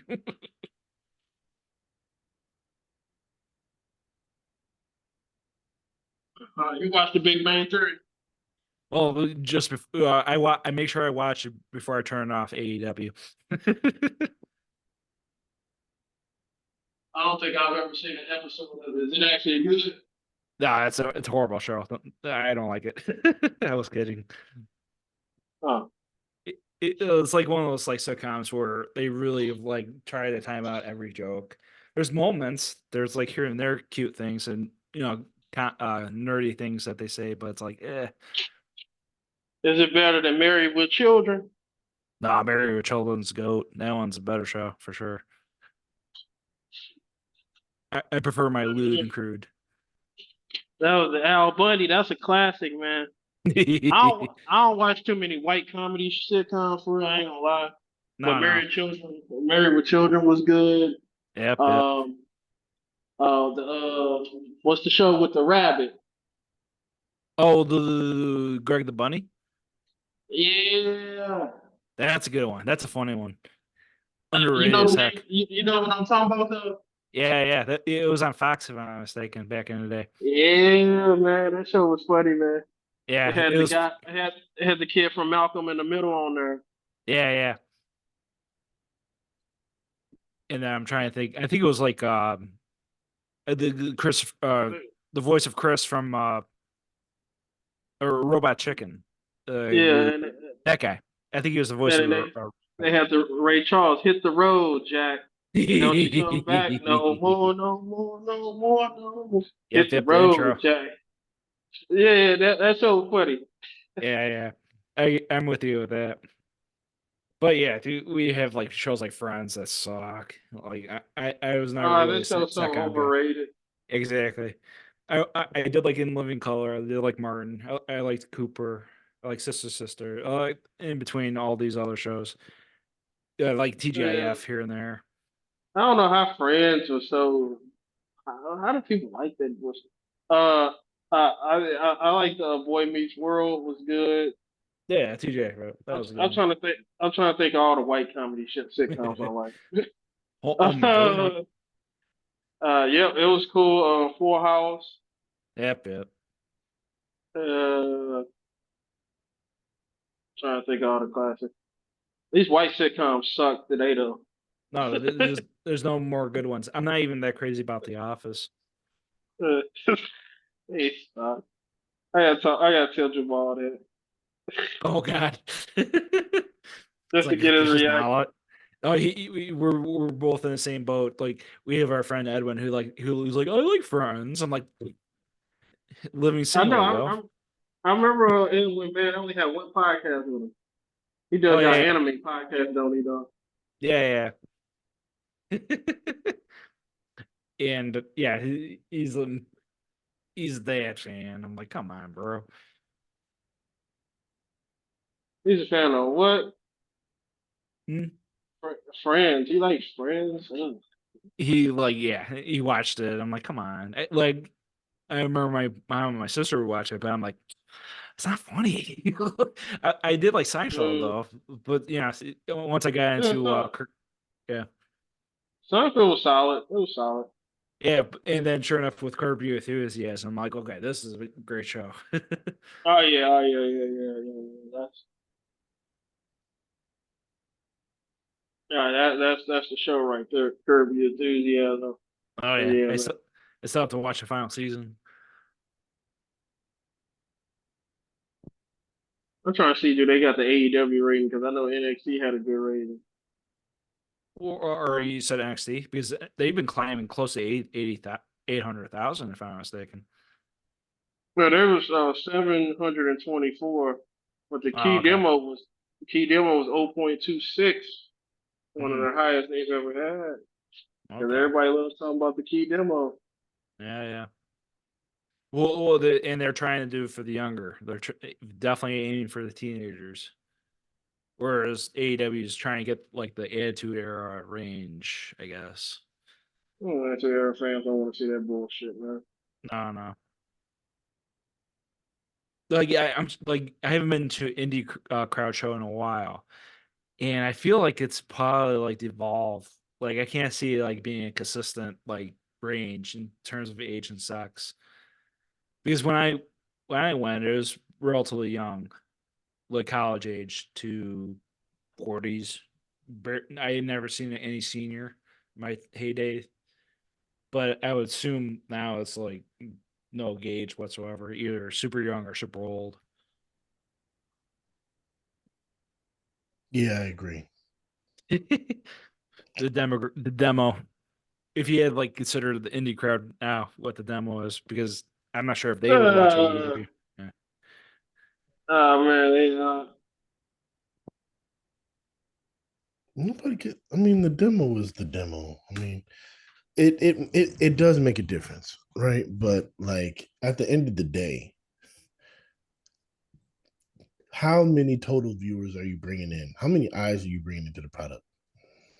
Well, I think it was emphasized with the Attitude Era because that was like threshold, the very young and the very old. Man, Will Ospreay is cool, man. He just owns some geek online. Yeah. The demo. You saw the tweet? No, no. No, some Twitter account called Sitting in Gorilla. I like Will Ospreay, but when someone show him how to fucking dress like a champion, it's not that hard. Throw on a fucking suit, you bum. This is embarrassing. And so he quote tweeted this guy. He said, I appreciate your view on how a champion should dress, bro. He said, well, this is how most of the lads around my area, I guess in Essex dress a. He said, for me to feel comfortable delivering my most authentic self and have to stay true. So I hope this 18,000 Rolex made up for looking like a bum. ATK Rolex. That has worked for me, bruv. And he's showing off the Rolex he got. Basically calling this guy broke. He said, shut up. Man, people just need to relax, man. And then Disco said, you're not on the indies anymore. I think he's talking about the watch or something. No, I don't know. Disco is the ultimate troll now. Disco sucks. I heard Cody made a tweet about him. He said, never drew a dime a day in his life, but got most of it. I gotta find that tweet. From Cody? Nice. It was an old tweet. It's like I know exactly what you're talking about. It was probably when AEW started. Yeah. No, it wasn't AEW anyway. I don't even think they had all in yet. Wow. Okay, so even before that. Yeah, he just. It might have been during the All In time or something. Cody Rhodes like burned the shit out of it. I got. Disco sucks, but he's part of. Yeah, Disco. He said because I think it was a Cody Rhodes match, and he had like a cut after a match in New Japan, and said nobody knows how to work anymore. They would rather kill each other to get Dave Meltzer's approval. He said stop. Cody quote tweeted and said stop. You know nothing. You have drawn $0. No fan has ever left a show thinking about you. You were lucky to be a juiced up double lifer over with the boys in an era where you hid in plain sight, coasting on other success. Couldn't hang then, can't get booked now. That's got to be one of the most disrespectful wrestling birds I've ever heard. It's like the dead body of Disco tweeting now instead of the real Disco. Disco died literally after that. He sucks. He's terrible. Hey, me and Jack, we was having a conversation. We was like, man, we was comparing the white sitcoms in the past to the white sitcoms of today. And we concluded that the white sitcoms back in the day were a lot better than the ones today. Agreed.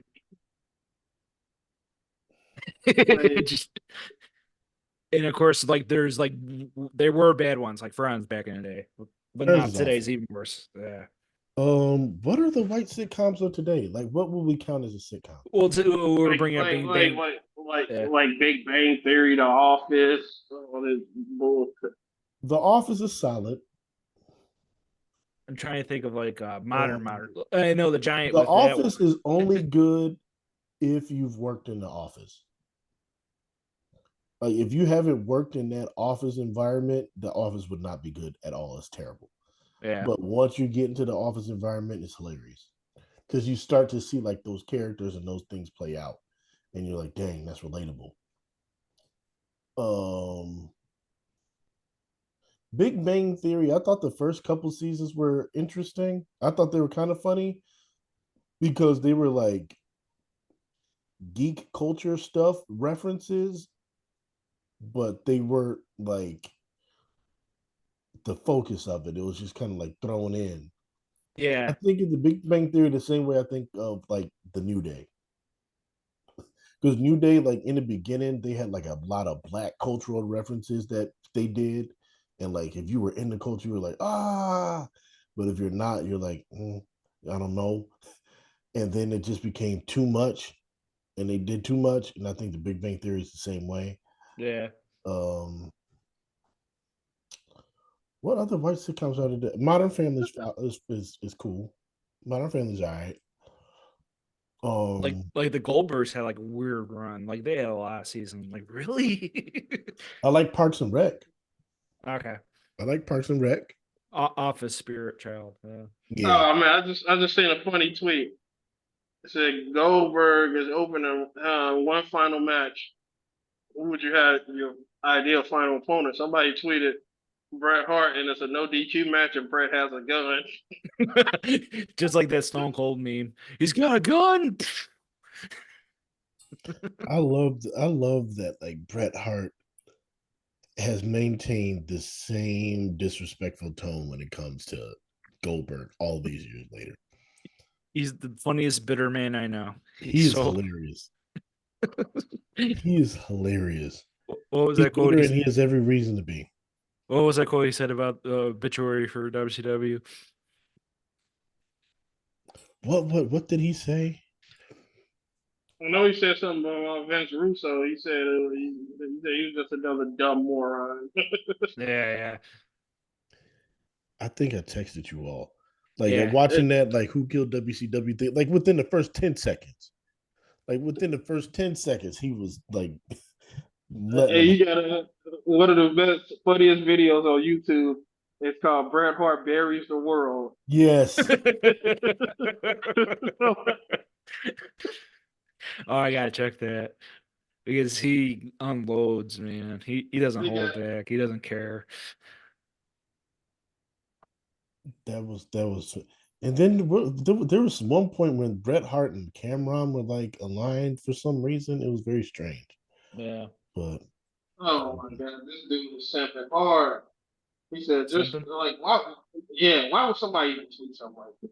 He said, just thought to myself, there was a nigga that fumbled Bianca Belair before Montez swooped in. I just want to know what was on that nigga. What? Get the. that's your people's, man. I ain't got nothing to do with that. What is who don't? The No, fans. I'm just seeing somebody on Twitter like, good grief, man. People find people when they find people, man. Like shit.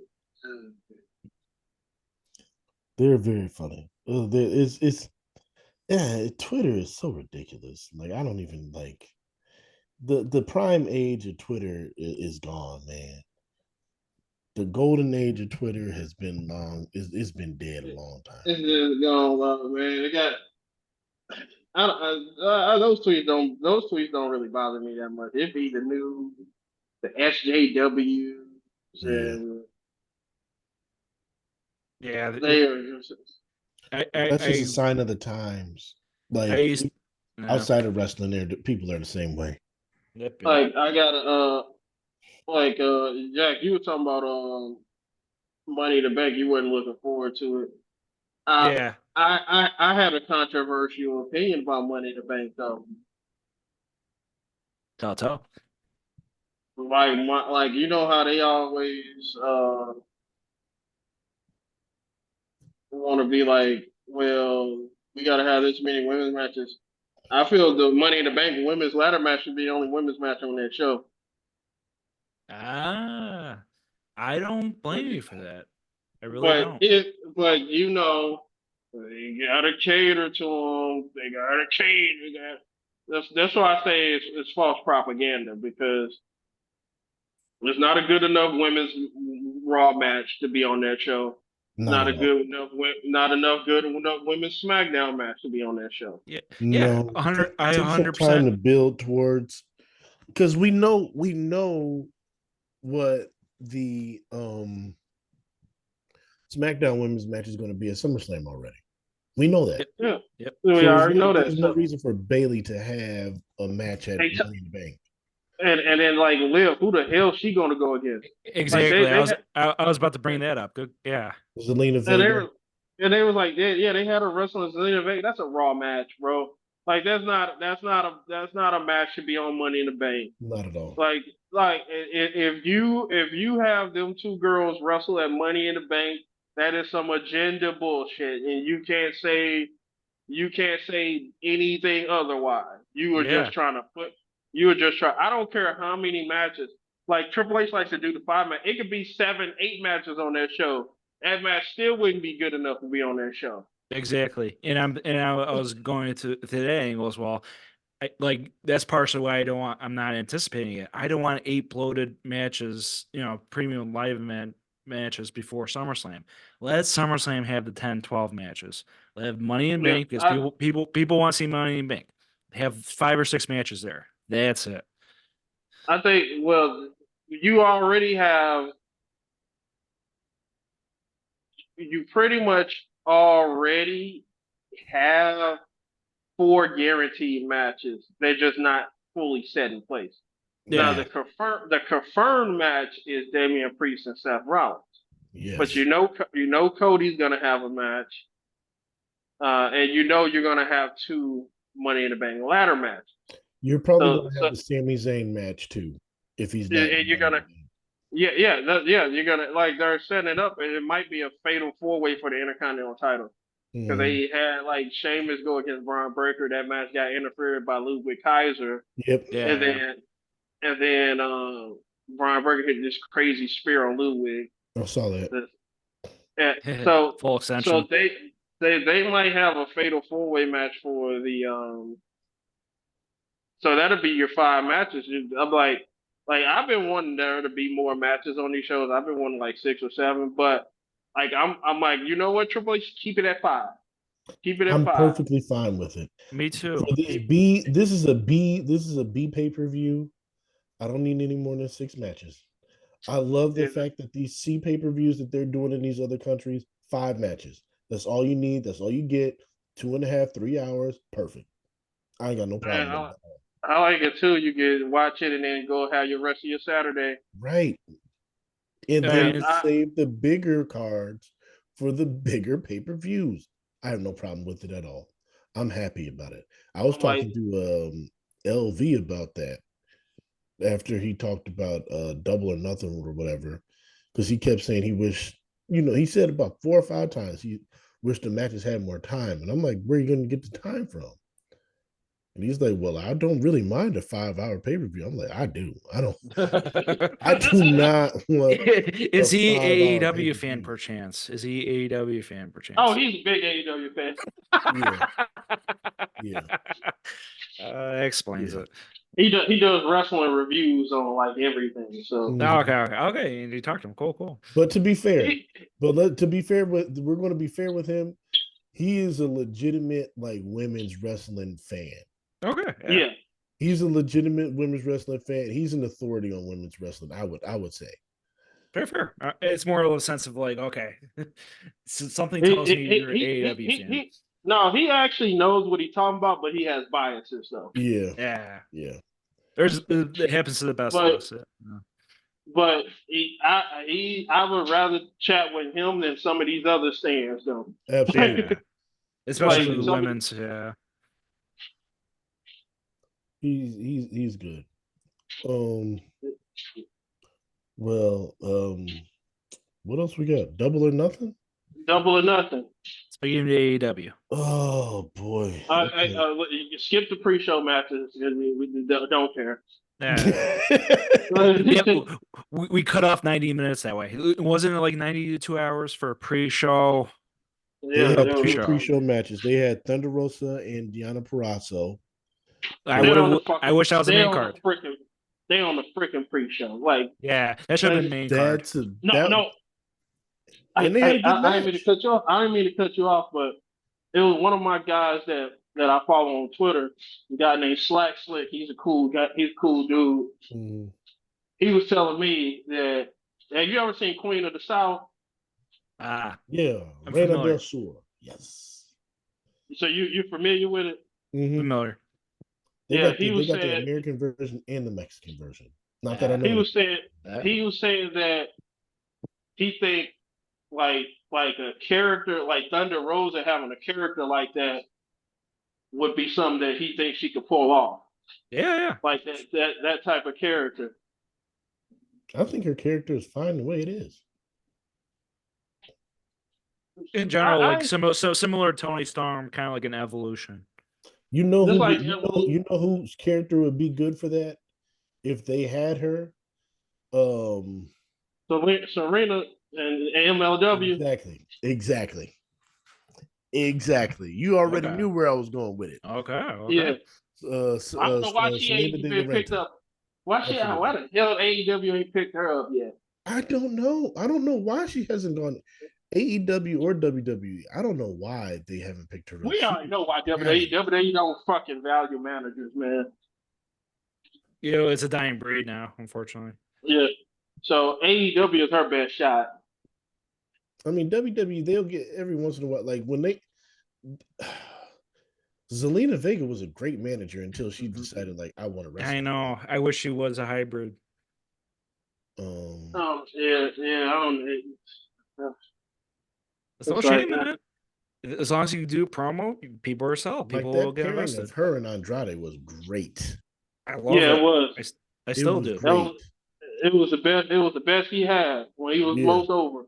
And I don't think she does that her Karana in regular matches anymore. I loved it when she did it randomly and back-to-back moves with Andrade. It's awesome. Speaking of sequences. Yeah, they were good. They were a great pair. Like, she's a great manager. And she can get over. She's fine as a wrestler. I don't have a problem with her, like, to fill out that roster. Much better as a manager, though. Much better as a manager. Much better as a manager. Like, I don't know why they it's weird. But yeah, Selena De La Renta, great talent. I don't know why she's stuck in MLW. That's the pits. Oh my God, MLW is bad. And just think of all the talent that they've had go through there. Yeah.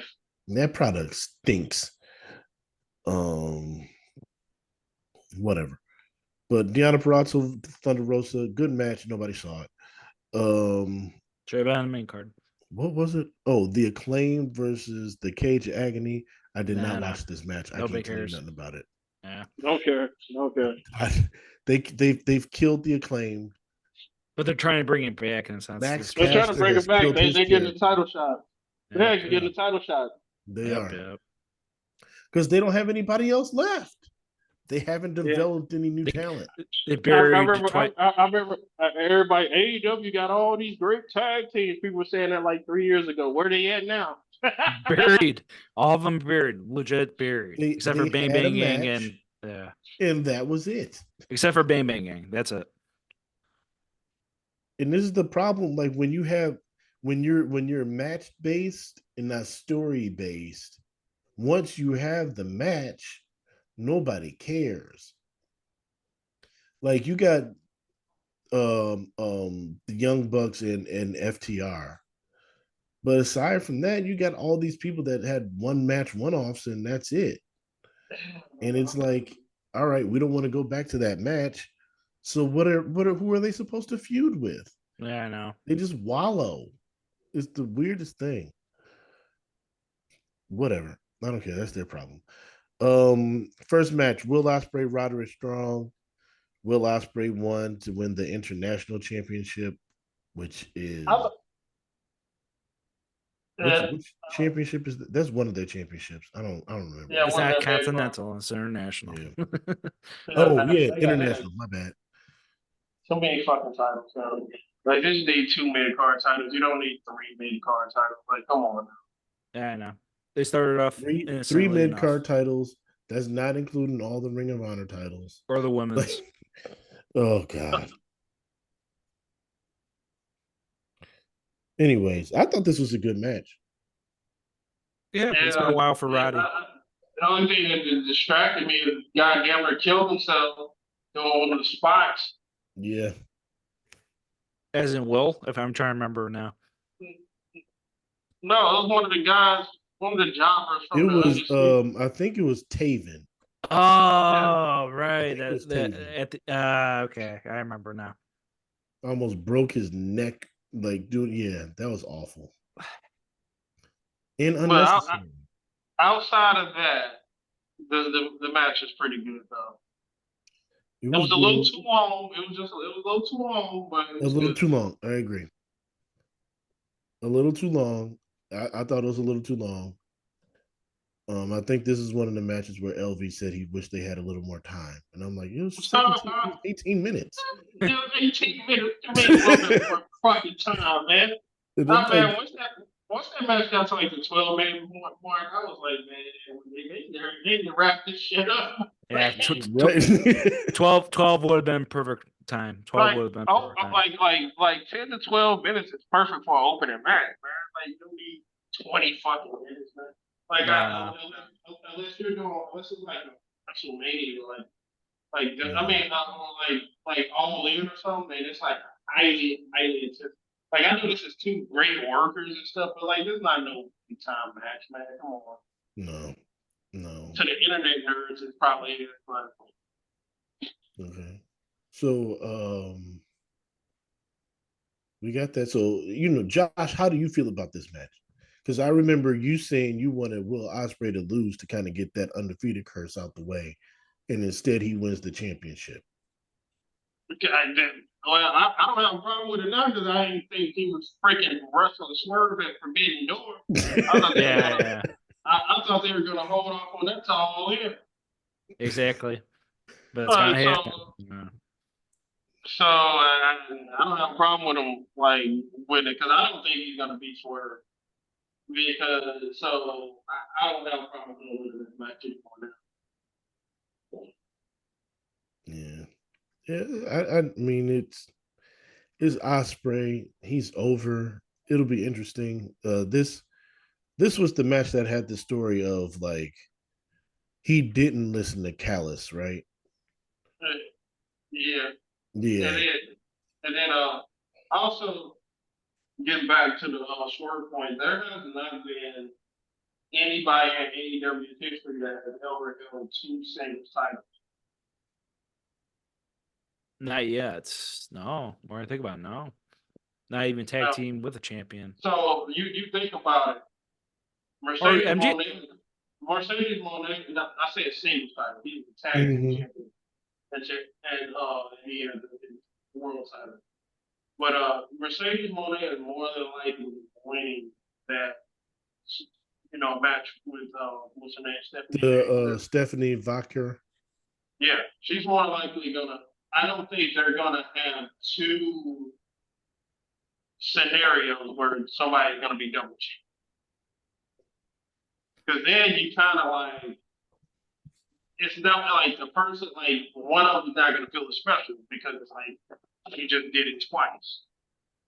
Like I don't think you should have a pay-per-view where you have two double champions. I mean, because like if I have a double champion, that should be special. They're a double champion. They should be somebody that feels special. So I only want that one person to be double champion, not two. So that's why I think Swerve is going to retain against him, not to get off track. No, I get that. I mean, that makes sense, but it is AEW. Yeah. And I've seen where I've seen them debut Adam Cole and then 10 minutes later debut Bryan Danielson. Yeah. To completely step over that previous. And Omega as a belt collector at one point. Omega was Moxley, but he wasn't like a double AEW champion. No, that's what I mean. But like the idea of having double belts is not taboo. It's just a matter of the same belt, the same promotion. Kingston. Yes. Moxley. Was Moxley a double champion? I don't really count. In New Japan, I think. I don't really count like the Kingston stuff because it was like. Well, I know, but the visual is there. He won them all at one time. This wasn't one guy that like won a title and then he's gonna just win another title like that. Yeah, I mean, it's cool. I mean, hooray Forbidden Door. It's very difficult for me to like take the AAA title seriously when I've seen people hold it that should not have held it. So whatever. I forgot what was the next match. Who was what's the dude that quit AEW and then came back? Leon Rush. No, the white guy. Um, he was writing the show. Hey, still. No, It's Chris O'Daniel. not Daniels. He had the TMZ thing. Kevin Kelly. No, he had Well, the TMZ gimmick with Powerhouse Hobbs and them. the QT manager. Martin. Oh, QT. QT Marshall. Yeah, QT Yeah, Marshall. Josh said it. Josh said Marshall. it. Josh said it. Yeah. When he won the AAA championship, I'm like, all right, this is dead. Okay. He's won the AAA title. I think he did. Oh man. I think he did. Oh, was it that Mexico match where Don Callis almost getting ran over? Where he won that title? He won. QT won. Marshall won the AAA championship against Pentagon, Dralistico, and Texicano Jr. Yeah. And I think Don Callis, that was the incident where last year Don Callis almost got ran over at Triple Mania. QT Marshall.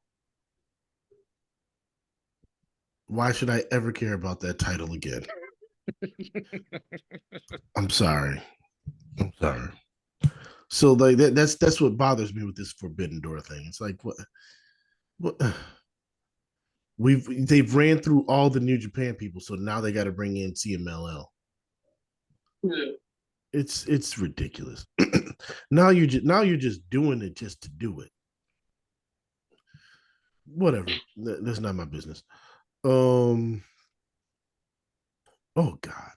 The Bang Bang Gang beat Death Triangle for the Trios Championship.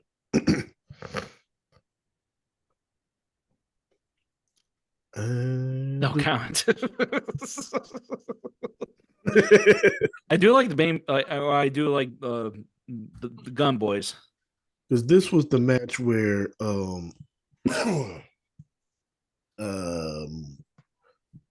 Juice came back. Yeah, made a nice swerve. Yeah, Juice came back. So before, I guess before then, that was when MJF returned, right? Oh, the promo. Yeah. It was 3 debuts in a after row. the Osprey match. Yeah. Okay. And it was 3 debuts in a row, or re-debuts. So again, you're stepping on one return with another return. Yeah, back to back. Like back to back. Why would you do? So, okay, I'm going to revisit this, but like your line, how you set up your match card and your angles matters as well. So, if you have one return in the beginning of the show, don't have your next return 20 minutes later. Do another return at the end of the show if you're going to do another one. But if you want the return to be good, then you should only have one return. Don't do them back to back because then you're minimizing the effect of it. It's silly. Yep. What do I know? I'm not a booker. No, at this point, TK, yeah, go ahead. Yeah, Trinos match was fine. I honestly I don't even remember it all that much. Yeah. Okay, next match was Tony Storm. I'm sorry. I don't want to disrespect Josh. Timeless Tony Storm. Yeah. With Luther and Mariah May defeating Serena Deeb in 15 minutes. Great match. Yeah, Dweeb had nice moments, and even though you know the conclusion is still, you were still in the seats. A great match with no heat. No heat, yeah, because the opponent, Serena Deeb, sucked. Well, I can't say she sucks. She's a talented wrestler, but nobody cares for her. She was talking about how she almost had seizures and almost lost her life. The crowd was booing her. Yep. She should have been the baby face, but Tony Storm is the baby face. The fans love Tony, man. The Jamal's fans just love a Tony. hater. Jamal's just a hater, man. I'm just tired of the gimmick, honestly. No, man, it's still growing on me. I still love like the gimmick, man. I love it, man. Especially when she talks, man. Yeah. When she talks, man, it just sounds like, man, like this woman could be in like theater or performance. Like she got like just a, I don't know how to describe her voice, but it just sounds just great, man. Yeah, She could refined. be refined, regal. Like it could be on Broadway or something, man. Great. Go be a voice actress somewhere. No, she's a talented wrestler too. Go do a Don't classic movie. But like, don't act like I'm just, she can't go in the ring. Don't act like Tony can't go in the ring. I all I said was I'm sick of the gimmick at this point. This current one with Shirakawa, that's is the only one I sold think she's great, door. and I think the gimmick is great. I think the character is great. I think Timeless has run its time. Oh no. With we Nahara. only in the third inning. We only in the third inning, man. It's just getting started. Yeah, that's the problem with baseball too. The third inning, man. You still got the storyline between her and Mariah May that's got to happen. That's taking way too long. No, after it's Shirakawa. They're all in. Yeah, and then Shirakawa. You say that for the big show, the big one. They should, but they started it too early. I'm getting sick of it because it's like how much longer are you going to deal with it? So now you're bringing in the Mira Shirakawa angle for Forbidden Door. So you're pushing. It's Mira Shirakawa is awesome, man. Stop hating. I'm not hating on her. She told Tony Storm. You know what? I actually think she's got some charisma, so I think she's all right. She told Tony Storm, "You got soft." Yep. And then she's trying to steal her girl. Yeah, man. You can't be doing that. Yeah, the Vince Russo special. Well, it's doing its thing, and it's the only one I'm sold on for Forbidden Door, at least match wise. I would want to see the match. Yeah, absolutely. I will always want to see a Tony Storm match. I'm just sick of all the. I don't. It's almost the same dilemma I has with Becky. I'm sorry. You know what? I'll give her this. I respect the fact that she's at least trying to maintain some kayfabe. Like when they had that picture at the wedding and she did it in black and white. Like, man. I could respect that you're trying to. Unlike Rhea Ripley. I respect all of that. She don't be breaking kayfabe like Rhea Ripley. The gimmick is just. I'm just tired of the gimmick. Honestly. You know, her and Rhea Ripley were wrestling like when they were teenagers and stuff. Yeah. Australia. Yeah, that was supposed to be the next big rivalry in WWE. I told you that 2 years ago, Jamaal. You didn't believe it. We all said that. I mean, we saw them in NXT. We knew what that was supposed to be the next big women's rivalry. Yeah, and they fucked it up, man. That was Vince. That was Vince. The booking for Tony was awful.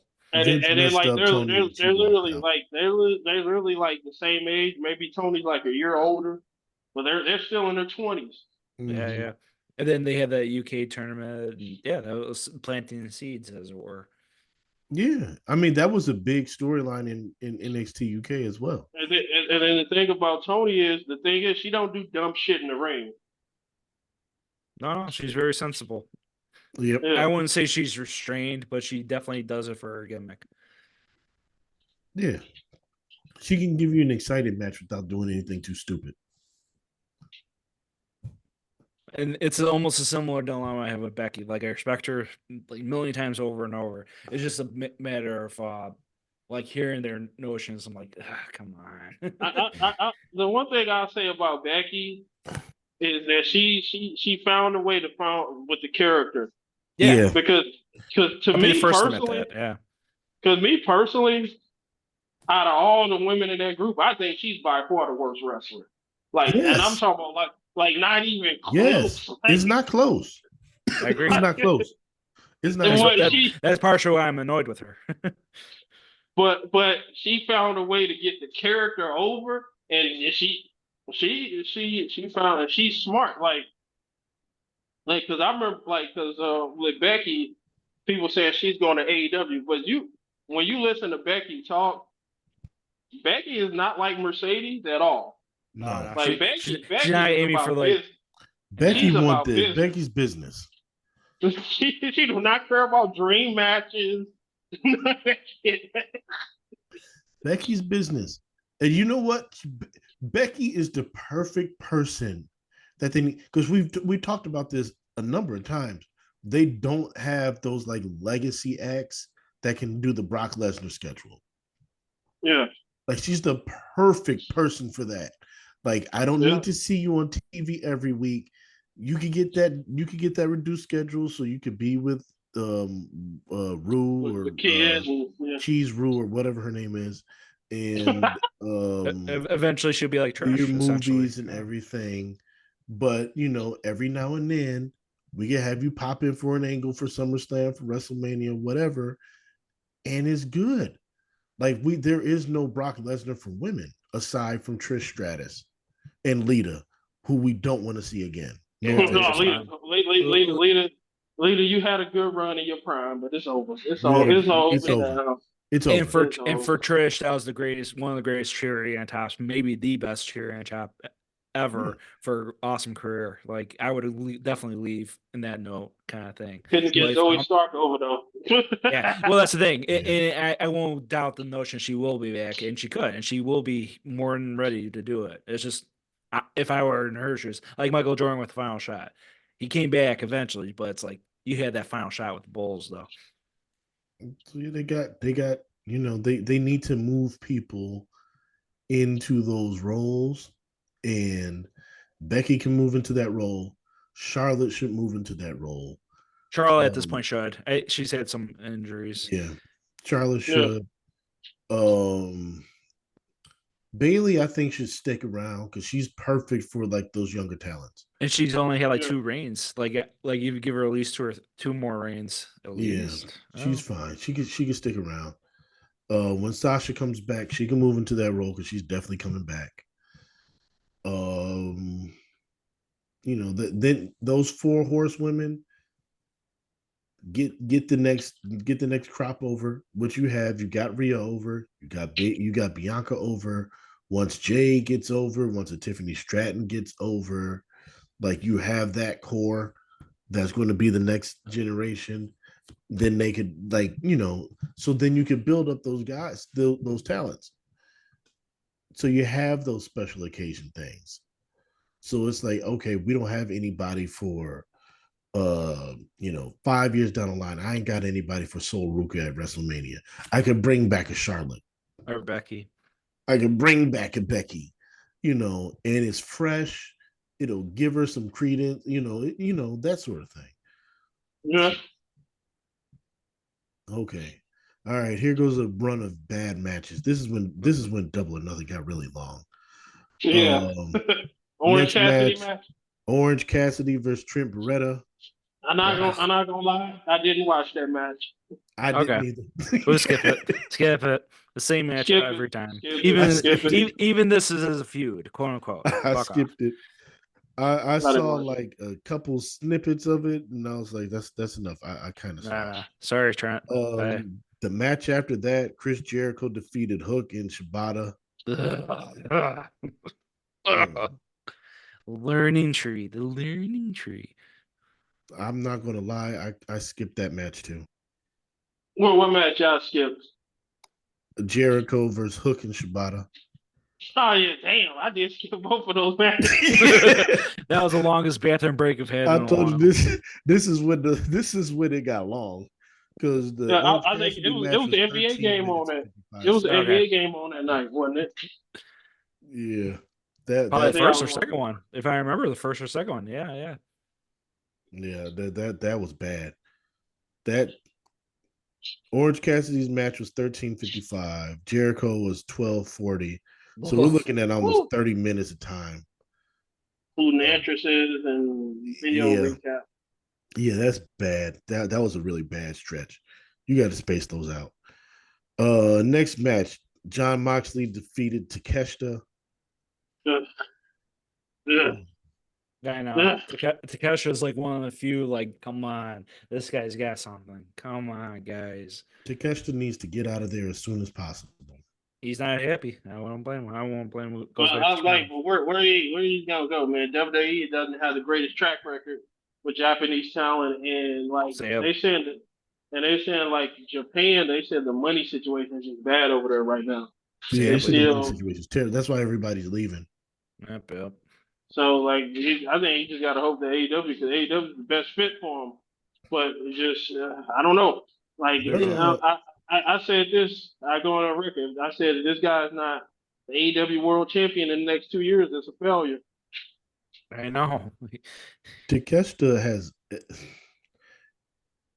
all they have to do is get him a manager, Not Dan Kills. and Takeshita would be incredibly over in WWE. Throw Paul Heyman on him. Yeah, Give him a yeah, Paul Heyman project. yeah, man. He got legit size, got a good look to him. He could work. He kind of got that look where he looks tough, but like the look that like the chicks that dig him too though at the same time. Yeah. Like so he kind of he's really good worker. His shit looks stiff. Like Yeah. imagine a match with him and like Sheamus or Gunther, Drew Gunther, McIntyre. like a evolved form of Nakamura. Or like a match with him and Right. Dragunov or something like that. Yeah. I can see him having a lot of good matches in WWE. I think he's somebody that can make the jump. They just need to pair him with the right guy to make it to help him talk. I Yeah. mean, they kind of helped Nakamura's presentation lately, but he hasn't been around. So Yeah, he's been up I and don't, down. I don't, I don't even think Mark Moore even give a damn no more. he doesn't. He He got just paid. This is collecting his check. retirement. Because a lot of people say, "Oh man, they done Nakamura so dirty," but Nakamura has re-signed several times. Like Yeah, he he's does very not happy. want to. Like people just don't understand. Like they think, "Oh, Nakamura should get one last run at like AEW or something." He probably don't want to fucking have to wrestle that type of fucking style anymore. Yeah, No. he had that grueling style in New Japan, man. He came over there and he had a good run in WWE. Yeah. I thought he had a great run in NXT. Yeah, He one of the won greatest the matches. Royal Rumble. He's been champion. He's been in. He's had a good run. Yeah, that man want to surf and relax. Right. Beautiful He's wife having a too. good time. I He'll don't blame come the in guy. for a quick feud every now and then, put somebody over, and then leave again and get paid a lot of money. Yep. And then like, and then a lot of people like I remember people were like AEW fans talking about, man, I wish AJ Styles would get one last run. Like man, AJ Styles, I looked up how many matches he has this year. He's had like 30 matches. Like that's including house shows and stuff this year. Like AJ Styles wrestles a really light schedule. Yeah. And gets paid a lot of money. And He's on a much bigger stage. Another guy that has re-signed multiple times. And then like this current run with his look, his bulked up look hours, yeah. And then like and you look at these guys that have went from AEW to WWE to AEW. Really, you only got really the only person that really has improved their stock is Swerve. No, in Tony Storm. Here's the thing about Tony Storm. Tony Storm never really gave him a shot though. Like she had the incident where they threw the pie in her face, and then she was just gone after that. Yeah, she literally left. so we don't know if she ever because they were going to put her in a title match with Charlotte, so they were going to put her in a feud with Charlotte. Yeah, that's true. But we can't say what they would have done on the main roster. Yeah, we can't say, but we can't say she'd been buried either, though. Yeah, you never know. She might gotten like it might have took her a while, but she might have like just like how it took with Rhea Ripley, but eventually. So I think to leave. So she's kind of a weird spot. Yeah. But And I'll give you her. I'll give you her. But John Moxley, they're just letting him do whatever the hell he wants to do. Stupid nonsense. So it's like people He can say, improved "Oh his well, stock. To be fair, he he did," improved but his it's just stock. like he's just doing stupid indie garbage bullshit though. You know what? I take that back. I don't think he's improved his stock. I think the fans just like yeah, followed him over there. a cult No, personality kind of I thing. don't think he really improved his stock. I just think he's in a company that just let him do whatever the hell he want to do Yeah. Because he was kind of like one. with no He was like restrictions.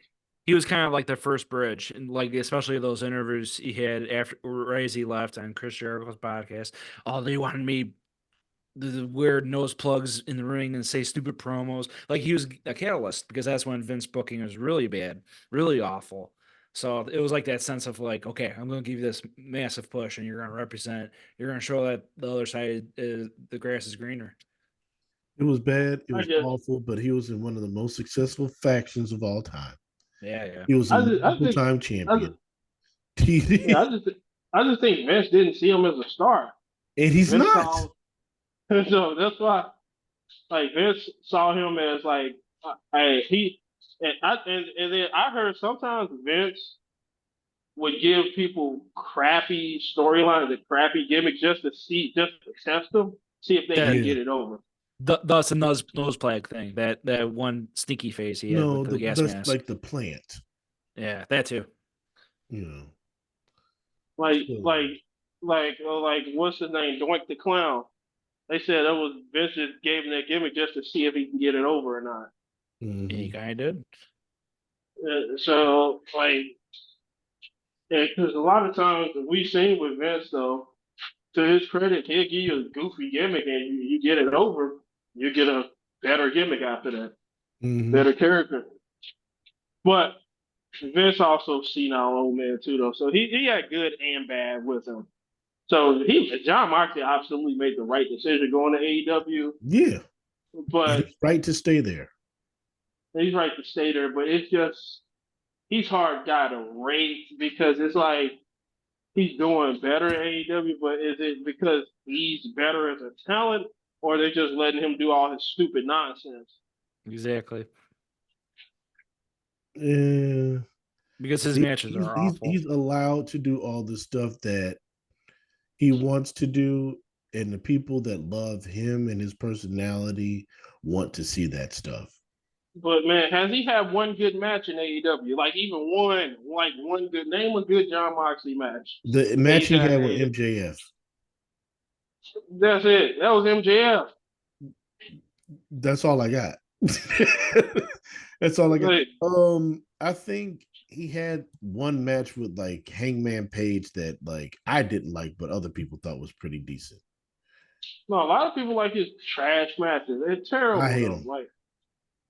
Like for like 2 minutes in the match, he's bleeding, and like I didn't like this match with Takeshita because it was like the day before on Collision, they had him like injure his arm, like Yeah. literally the day before, and then he still beat him. It was like He beat him what was with the point? one arm. One arm. Like what was the point of doing that angle? You could have Yeah, just had a regular freaking match. it's time to put It, talent over Mox. no, it was trying to get us to believe that Takeshita could possibly win, but we knew he was never going to win that match because he never wins, and B, uh, um, New Japan isn't going to let a DDT guy or whatever get a shot, get their championship.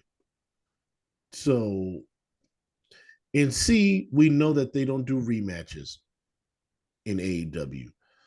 So Yep. it's that's why I hate that they have these eliminator matches. Why? They never Yeah, win. they're sucky. Well, you spoke too soon. There was a winner yesterday. There was a winner. There was a winner yesterday. A broke clock is right twice a day. Um, My family would say, man, if a dog stand outside long enough, the sun will shine on his ass eventually. Oh man, but anyways, yeah, I hated that match with Moxley and Takeshita, which was 17 minutes and 20 seconds. So now we're veering into like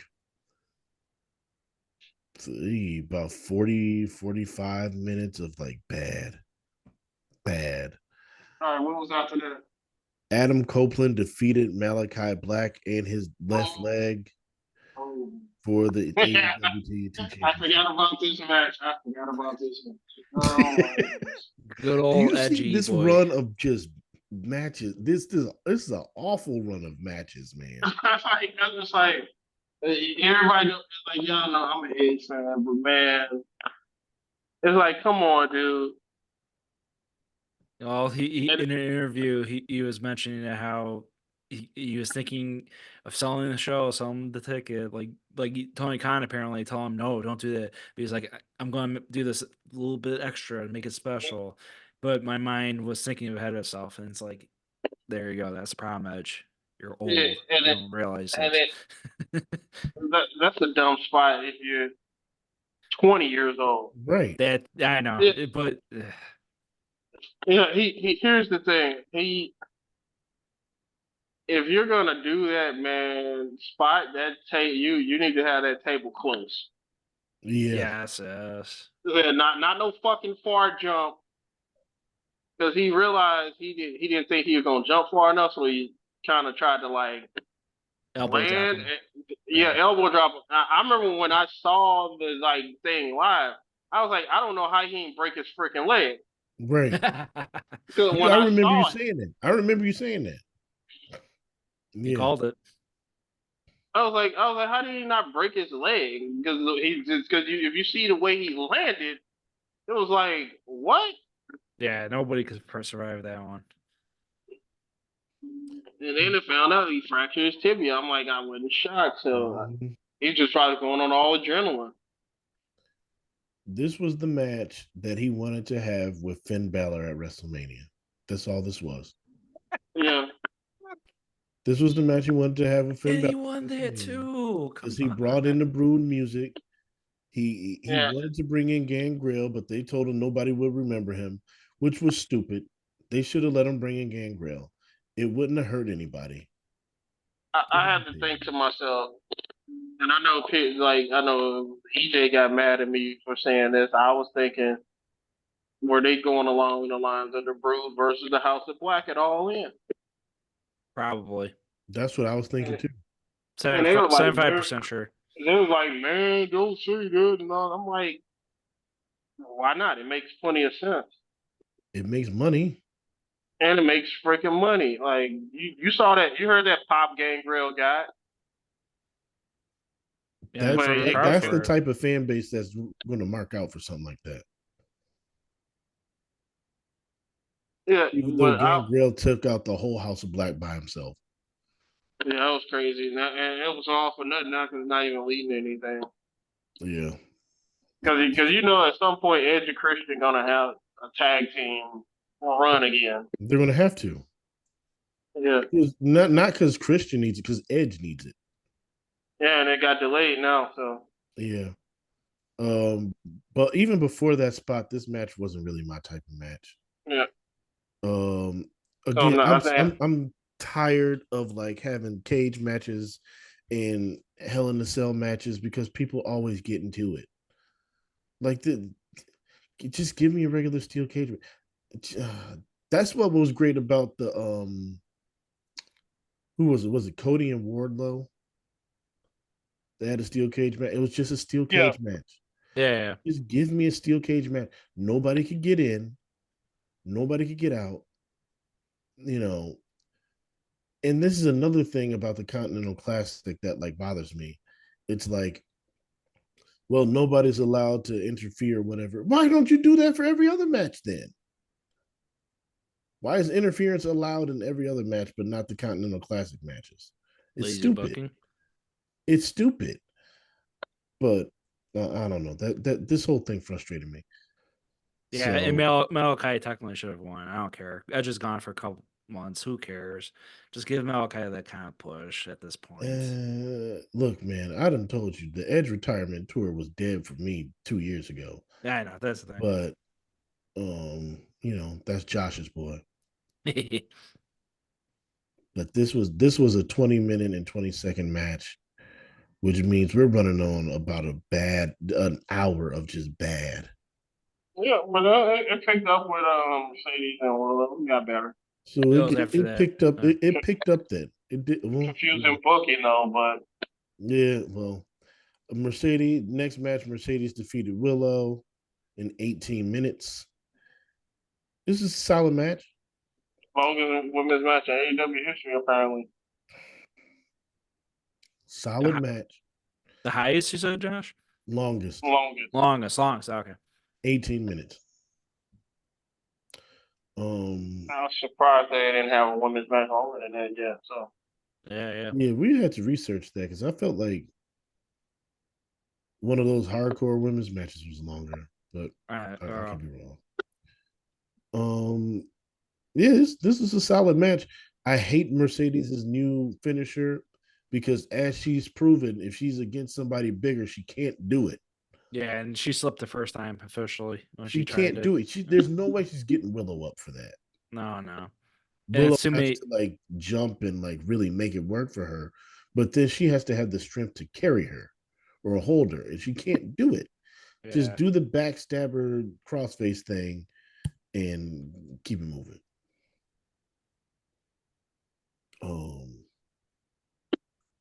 Josh, I know you had a problem with the booking of this match. yeah, it's like, why is Mercedes still a freaking babyface? They're pandering at this point. She should have had a legit heel turn and cheated to win this match. Agreed. Mm-hmm. Because it's like, okay, you're keeping her as a babyface. You when she goes out there, she ain't getting the same crowd reaction. No. It ain't nowhere near what it was when she debuted. That crowd really don't want to cheer her at all. And the crowd has chose Willow. So, like, people are rooting for Willow. Like, people watching the television are rooting for Willow. Willow is becoming more and more of a star. Like, her charisma is organic and similar to Tony Storm, kind of like a fresh, hey, I believe in this woman. I can't wait to watch her matches. Willow's kind of been over with the crowd as a babyface for a good while. Yeah. But they always have her lose. Apparently Tony Khan doesn't see a lot in her. Because we all knew this was a transitional title reign that was just, we all knew the only reason why she won was because they wanted this match for Mercedes to win. Yep. So for payback when she got hurt with Will the first time. I know, but it's times have changed. Now it's a different ballgame. It happens in wrestling quite a lot. So when you know that going into it, and you see Willow like having this match, like you kind of want Willow to win. Naturally. Which is why it's like Sasha's still wrestling like a babyface. Then it's like, all right, she can't turn heel because after the match, we're going to have Statlander turn heel. Yeah. And it's just like this overbooking. Give Willow an out. Give her an out. If you're going to have Statlander turn heel, have her turn heel during the match. Agreed. But Sasha's their new star. She's got to win clean. She's got to get her win back. Cue the Hulk Hogan music. That don't work for me, sister. and now she's going to go back to this feud with Chris Statlander, with Stokely Hathaway simping over Chris Statlander, and I mean, what is going to get blown off on like Rampage or something? We won't even know about it. Sadly. But nonetheless, solid match. Willow looked better than Sasha in the match to me, but that's just me. Next match, Swerve defeated Christian. It was a match of the night for me. Okay. In 24 minutes and 50 seconds.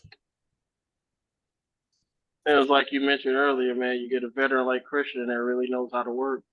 He can best utilize the strength Swerve have in the ring. Yeah. Even with the crazy, Wayne's, whatever nonsense, but added it into the fuel. Yeah, it did become a bit of an overbooked mess. But I this was my favorite match on the card. For sure. I don't have a clear favorite, unfortunately. It's just that slog of a pay-per-view. Yeah, this was my favorite match of the night. I think it was probably the best match of the night. Swerve was champion. He did not main event. What does that tell you about his championship reign? Exactly.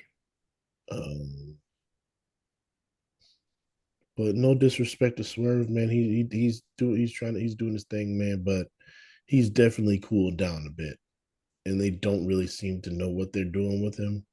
So when they throw him in there with Ospreay, I don't know. I'm interested to see how that works out. I think it could backfire on him. Like Ospreay is incredibly over, so I'm afraid if he doesn't win, the fans might turn on Swerve a little bit. But we'll see. We'll see. Maybe he's over enough to where that won't hurt. But last match was the Anarchy in the Arena match. This was 29 minutes and 55 seconds, so just under 30 minutes. What was the shortest match again? Like, dear God.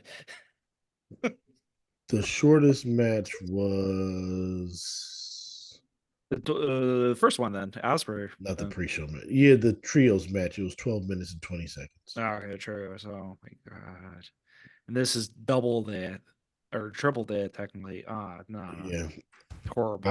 I'll take y'all's word for it because I'm never watching another Anarchy in the Arena match. Young Bucks I'm retired from too.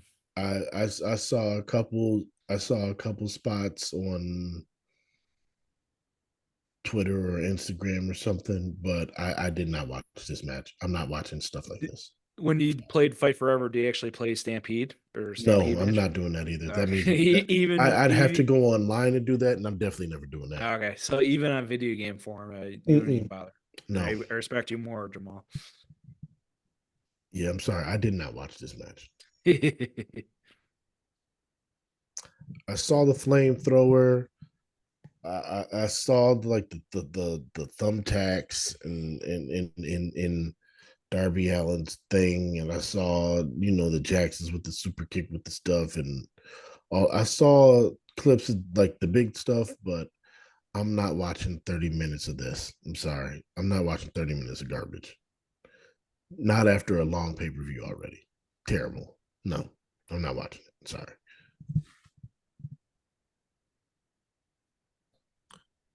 So what did you guys think of Anarchy in the Arena?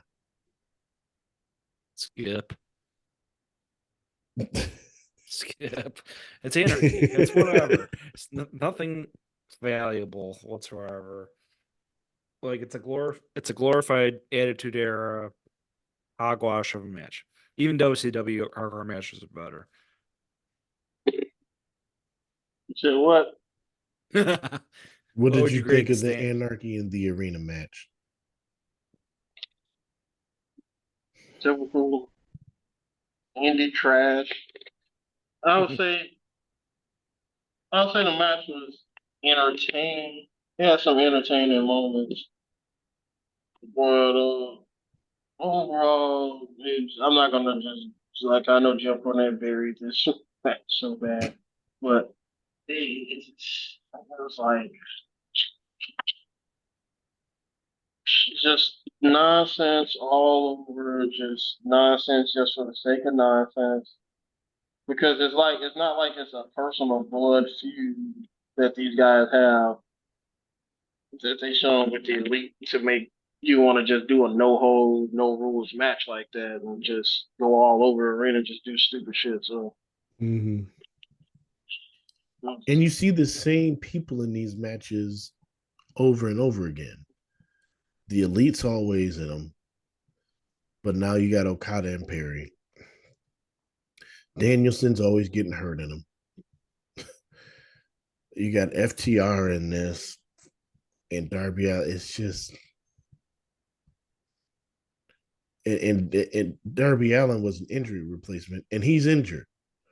Why would you replace somebody with somebody that's injured? It didn't make sense. You got your grade for it. You know my what? grade. My grade is What's like your a grade C. for it? Like a C. Started off good. Got some good parts in it, but most of it is just mid or terrible. I give it like a C, maybe C plus. Yeah. No, I give it a C. Not even a C plus. Like when I was watching this, I'm like, you know what? I'm like, this isn't. It's a frustrating, stale. If it's frustrating, good show that's long. Yeah, this is like a C plus. Because the last, what was the last one? Was the last one Dynasty. Dynasty was good. Yeah, I went I there. prefer. It was good. I Yeah, prefer you were there. Dynasty. Dynasty was good, and that made me have a little more faith in this because they had a bad run of pay-per-views towards the end of 23 in 23 in general. They had a really bad run of pay-per-views. So Dynasty being good gave me hope. And this just like as I was watching it, I'm like, it's all right. But then I think about like how many matches I skipped. I literally skipped like half this pay-per-view. I did not. I didn't watch the Acclaim Trios pre-show match. I didn't watch Orange Cassidy and Trent. I did not watch Chris Jericho. I didn't watch the Anarchy in the Arena match. So that's like 3-4 matches there. And then there were some legitimately bad matches that I couldn't watch. So yeah, this is a C. This is a C pay-per-view. This is a C pay-per-view, and that might be a little generous. Yeah. This is a C pay-per-view. Oh. Well, you know, they got Wembley and All In coming in soon after Forbidden Door, which is like a very heavy run of pay-per-views. So we'll see how it's for the sickos, man. For the sickos. It is for the sickos, especially Forbidden Door. It has to be Forbidden Door with Mexicans because they don't have any more Japanese people to forbid the door from. My thing is though, it's like, why would you even come out and admit that shit? He has no chill. He has no PR person to tell him no because he's that rich and that much of a mark. Well, I don't even understand. Like, just saying the sickos in general is already like, who says that? Yeah, it's kind of outdated. Say It's no different than Juggalo. Yeah.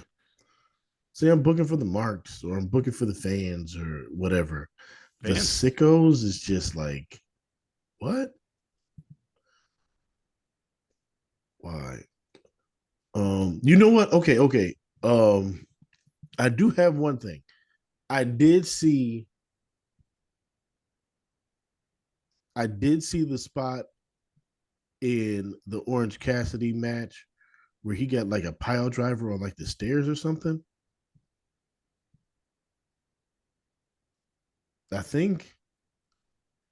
He Or caught like a pile stairs, driver on like the stairs or on the steps or something. not the And apron, or so it's like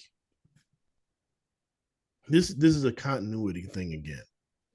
So we sat there and watched Tony Khan put on a neck brace during the NFL draft because he got a pile driver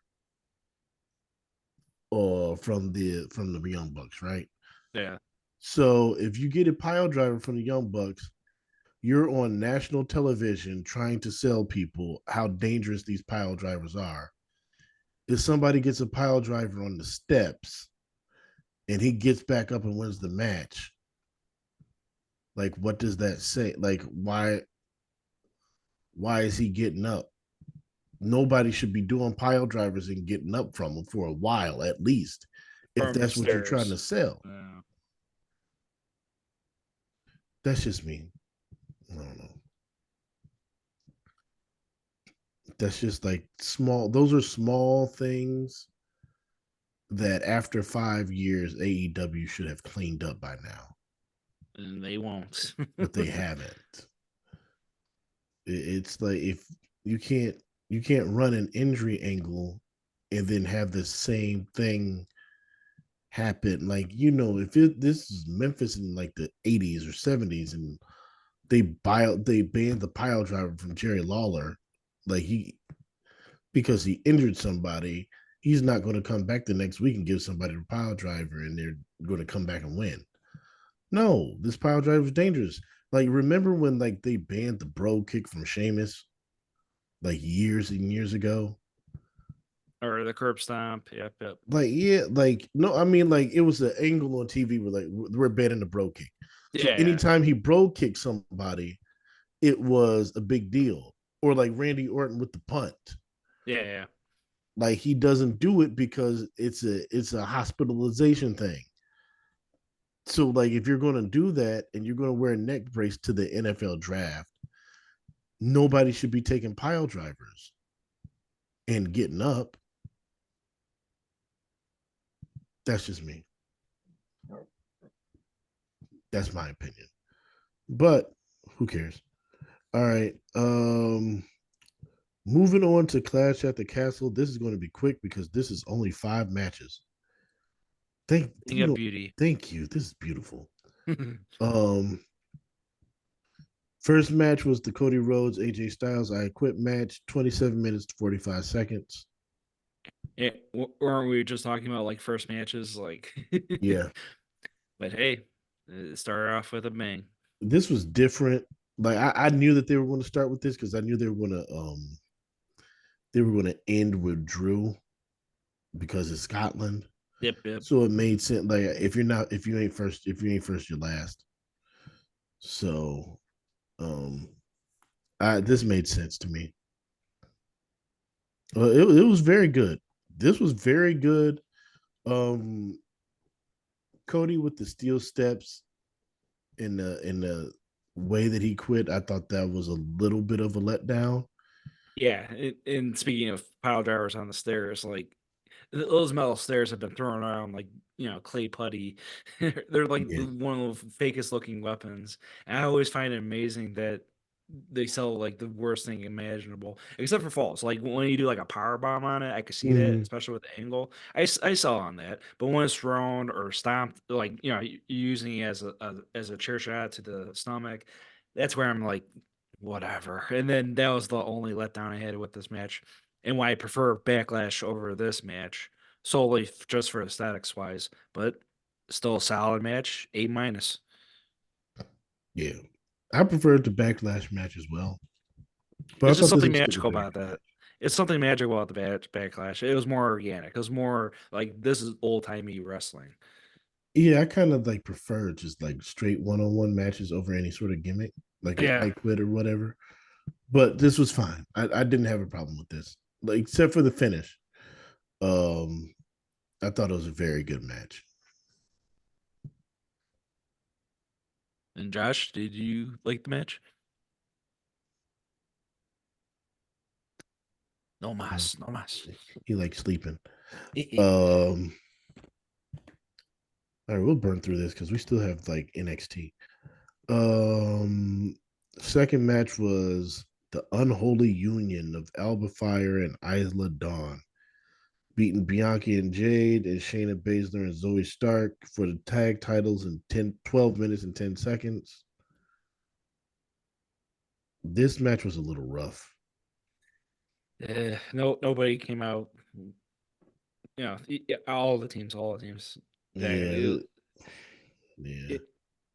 I won't like a lot of people giving crap about the ropes, starting with Jade, but it's like, that's why ropes are the toughest ones to Yeah, master. I can't blame her. Like, I can't blame her for that because we saw later what happened to Damian Priest. Exactly. So it seems like there might have just been an issue with the ropes that day. Yep. But she also had a couple like outside, just normal spots that did not look good.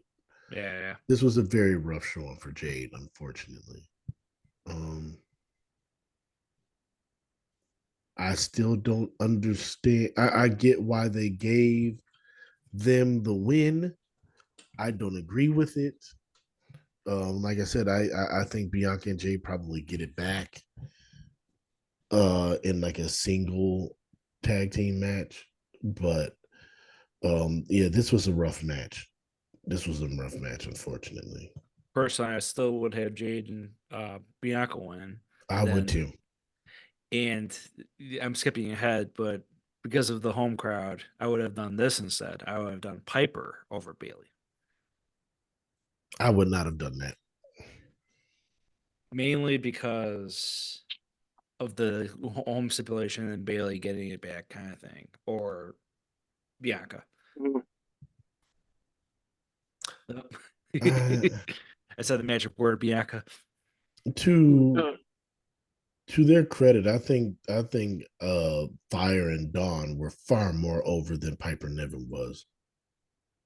Yeah, you talking about Fire and Ice? Yeah. I was just saying that I would have preferred Piper winning over Bianca and Jay losing. Man, I had dozed off for a second. We know. But yeah, woke me up. Y'all were talking about Fire and Ice, man.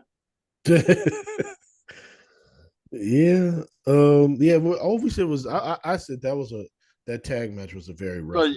Yeah. So, oh man, I missed to talk about AJ and Cody. Yeah, that's probably your favorite match. Yeah. I was trolling when I said it was better than dancing though. But Okay. yeah, but it was a good match. The ending with the steel steps, they could have did something. Yeah. I didn't like that finish either. And me and Jamaal prefer the Backlash match. You say, yeah, I prefer the backlash match. I can dig with that too.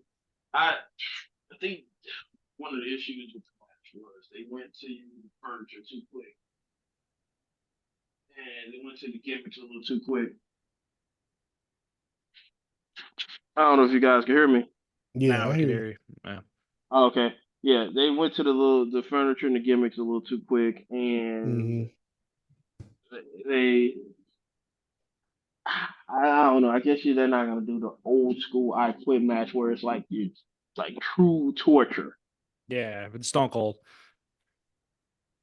Yeah, it's just now they're just like, oh, we're just gonna beat the crap out of you. And I was just But telling Jamal that the stairs, I've never been sold on stairs. Only for like power bombs, but not like used as a chair shot weapon kind of thing. Yeah, that was Yeah. I mean, I believe I don't not believe in the stairs as you because like they walk on them when they enter. So That's that's got to support weight, but like you could also gimmick them. So it does like I completely understand where you're coming from. it's because once it's pulled apart, it looks flimsy. It looks Yeah. aluminum. It looks like a tinfoil. Yeah. I completely understand where you're coming from. Brock Lesnar gonna be tossing them things. Yeah. Yeah. So but yeah, I thought that was a lame duck finish to a good match, which kind of hurts it a little bit. But y'all talk about the women tag fire. This is Triple threat tag team matches are dumb, stupid. They should never exist. I agree.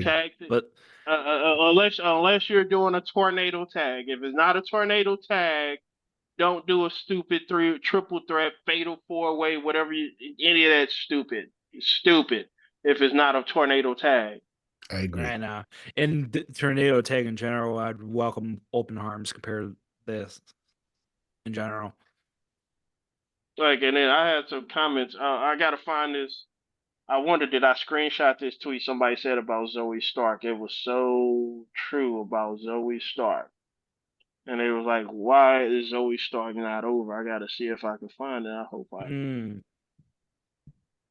And I hope I saved it. I hope I did, because it was so fitting. It's a good question though. Where did they? Oh. Let me see if I can find this person's. Did I save it? Did I like the tweet? Did I save it in my likes? Let's see. Hope I did. But receipts.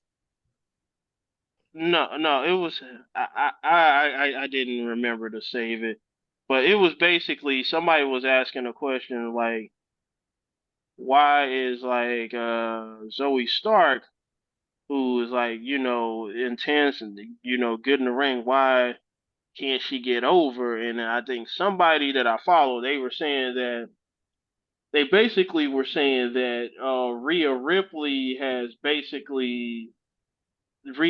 popularity of the badass chick type gimmick really hurts someone like Zoe. Mm-hmm. And like, because she said her gimmick is just very similar to someone like Rhea Ripley's, and she don't have nowhere near the natural charisma that Rhea has. So it's like, people not gonna take her seriously. And you think about it, it is very similar. She's like the type of the badass, like muscular type chick, but she don't have the like stature and size that Rhea has. Nor does she have the natural charisma either. So it's like, she's got some size. But I'm talking about height. She's not a short girl. She's like 5'5", ain't she? I don't know. I think Zoe Stark's taller than 5'5". No, she looks taller than 5'5". I mean, she looked like she gotta be. She looked like she probably about. She's not 6 feet, but she looked like she's probably about 5'8", 5'9". No, not Zoe Stark. I don't think she's the same. Let me see. She's like, I'm trying to think when we saw her. Oh no, she is. They said she is 5'8". She did not look like. It They didn't said look like Rhea was towering over her. No, they said she's 5'8". Damn, do Rhea be wearing lifts in her shoes or something? Maybe, but yeah, because like I said, like when we saw her, she did not tower over Zoe Stark at all. No, they're both the same height. Okay. I think or Rhea. I don't know, man. I'm over here tripping.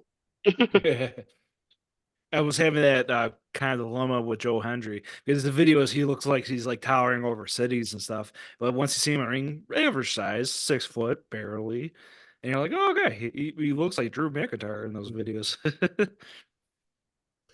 Yeah, I mean the look is deceiving, but yeah, like when I first saw Zoe Stark in NXT, I said this girl, she has potential, and I really liked her. And it seemed like when she first came up, she started to click a little bit, and then the Trish stuff happened, and that was cool, but like I don't know, somehow it just didn't translate from there. Well, ironically, the Survivor Series where me and Jamaal went, the match against Zoe against Ray, and that was like I think it was like one of those we'll see where it goes type of matches. And she did not perform well. And it was one of those matches like, okay, she's a little bit green in regards to the spotlight. That's all it is. It happens to the best Yeah. of them. Yeah, I think she worked a little. I think she tried to do too much. Right off the gate, yeah. Yeah. That's not a good sign early on. Yeah, I think she tried to do too much. So that was a bit disappointing. Because you matter of fact, in the match before then, to determine who Rhea was going to face the Survivor Series, they had like a 4-way or something, I think. And I remember saying that she was the one that stood out the most to me during that match. So, um, I don't want to say that one match kind of derailed everything for her, but it kind of feels that way. Unfortunately, booking wise for me, it did because yeah, that's technically a main event. That's technically a title shot. The tag team with Shayna is perfect, and I hope they can continue to grow the characters that way. They're a little bit sassier, but you know they're a little bit impatient now at the women tags. They just let Bianca and Jay lose. So timing is everything, but you gotta make the most out of it. Yeah. The women's tags is something that they don't care about. So I can't. Sadly, They don't care about it, so I don't care about it. What was our next match? Our next match of the night was. Oh, I clicked away Chad from. Gable. oh Yes, Chad, it was the triple threat. It was the triple threat. Or not triple threat. Gable versus Sammy, Sammy. Yeah, bullshit. yeah. It was still a very good match. Um, disagree with the finish, but a very good match nonetheless. Um, the fans seem to really get behind um Otis and what's her face, Maxine Maxine. Dupree. Them walking out on Gable was the thing that kind of like prompted everything. So this was a match that was like half match, half story. Lasted 22 minutes and 15 seconds, which made this the second longest match of the show after the I Quit match. So they really Mhm. gave this time. Um, yeah, it was a good match, but I don't think any of us like the finish. I think we all wanted Gable to win this year. He did not. Um, Now he's part of the YC storyline. Now he's Yay! part of the YS6 storyline. So That shit's gonna fly. Well, let me keep my we're opinion to gonna myself. next match, Bailey Piper Niven.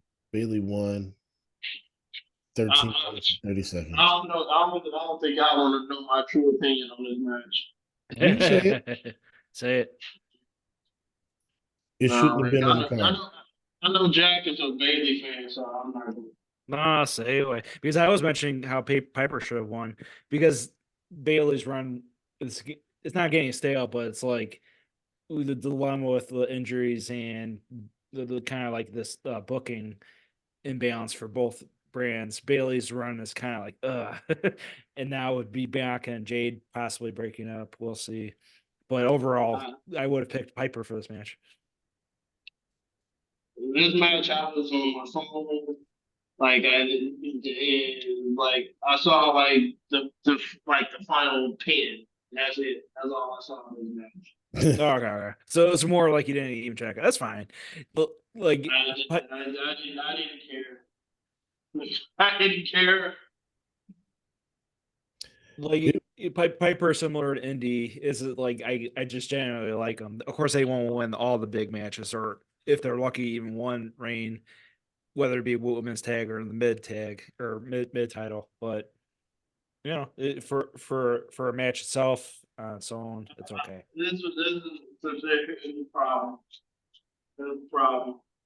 If you're gonna put Piper in a match, she should have been winning matches before this.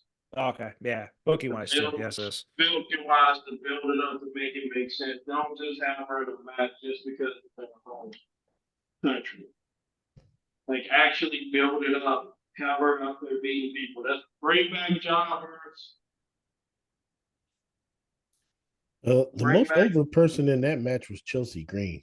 Yeah, that was the best, one of the funniest I, moments in a while. as I was flipping through I was flipping through my the phone and stuff. I saw Chelsea doing different stuff. So Yet when Bailey came out, she got no reaction. baby didn't get a No, reaction. no cheers, no boos, just nothing. Yes, the whole I entire thought they crowd did. for sure. I thought they doing a little Bailey and you my girl. Hey, we was all that. She got no reaction. It was crickets when her entrance music hit. Yeah, I hope they don't happen at sometime. Piper got some cheers, but it was not a lot. No, Fire and Ice were more over than her. Absolutely. They tried. They both tried, but that match had zero heat. The fans really didn't care. Yeah, that's why I probably wouldn't. When I was on my phone, I probably didn't hear because I wasn't hearing anything.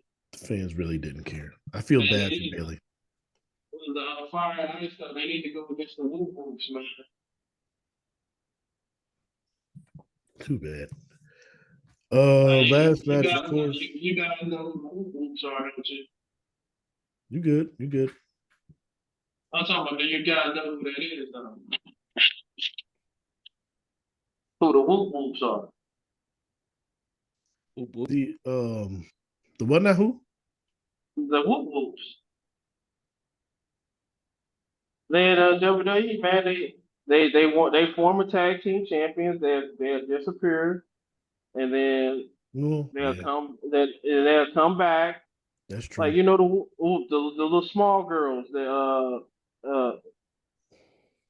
girls that like to party. They go out there. They just want a match on Raw, shit, and beat Damage Control. Yeah. That is fire. Them and Fire and Ice can have a good match. I think Fire. I think. What is their name now?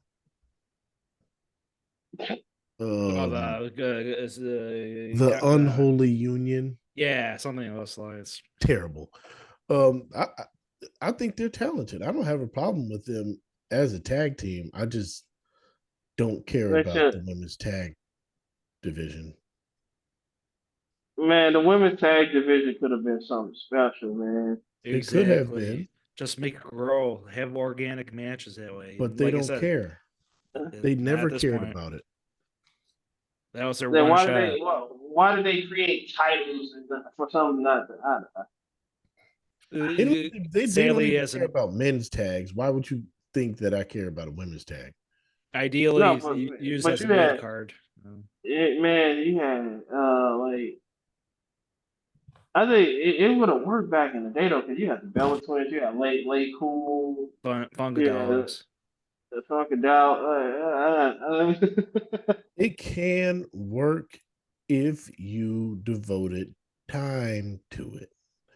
The same way a tag team division for the men would work if you devoted time to it, but they don't. I don't know why. I don't know why they have split titles though right now. They don't. They shouldn't.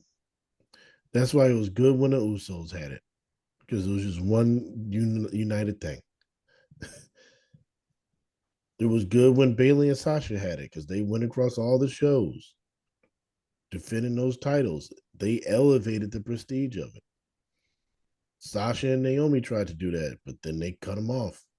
I mean, like Bianca and Jay want to do that too, and then they just cut it off. It's terrible. No, let them get a run, man, and then establish some women's teams and keep them unified. I get there's not a lot of women talent out there, but Shayna, Zoe, Unholy Union, Candice and Indy, you got Piper. They need to hire some teams from the independents. You got The The Tonga teams on the twins. Tonga twins. Yep. You got who were the girls that was in NWA? Marty Bell Allison K. and Allison Kay. TNA, you got Marsha Slamovich and Yeah, Killer Kelly. yeah, yeah. So there's teams out there. There's things they could do. They just haven't done it. But I don't expect them to because they don't do it with the men's division. They don't care about tag teams, which is sad because in NXT they had a really good tag team division at one point.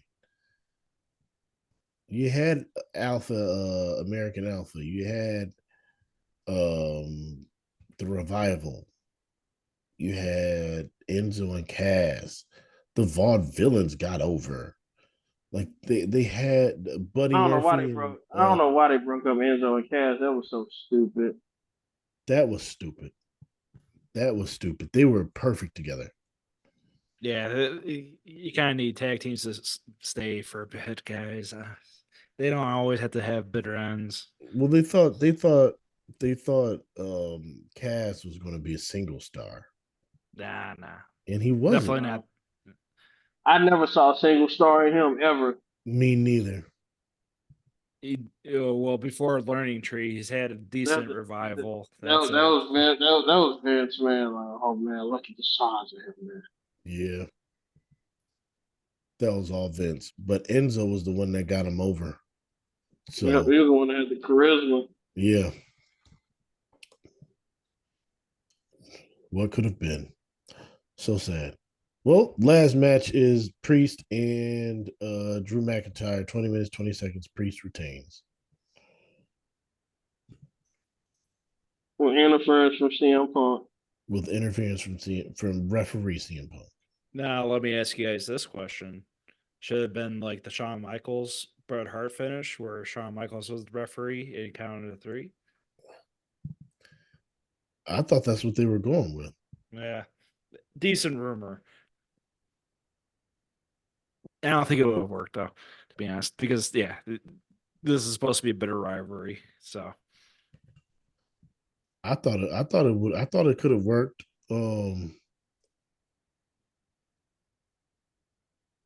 But they didn't do it. So the match was.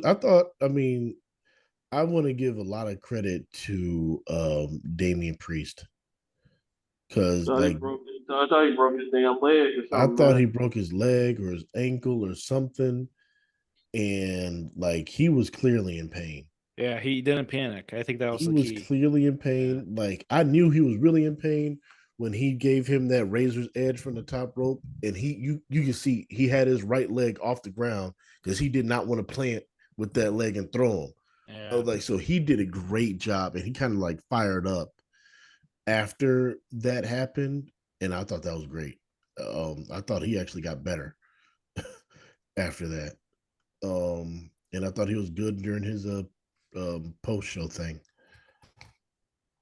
So it's unfortunate that in the ropes happened, but with what happened with Jade earlier, it seems like there was just an issue with the ropes.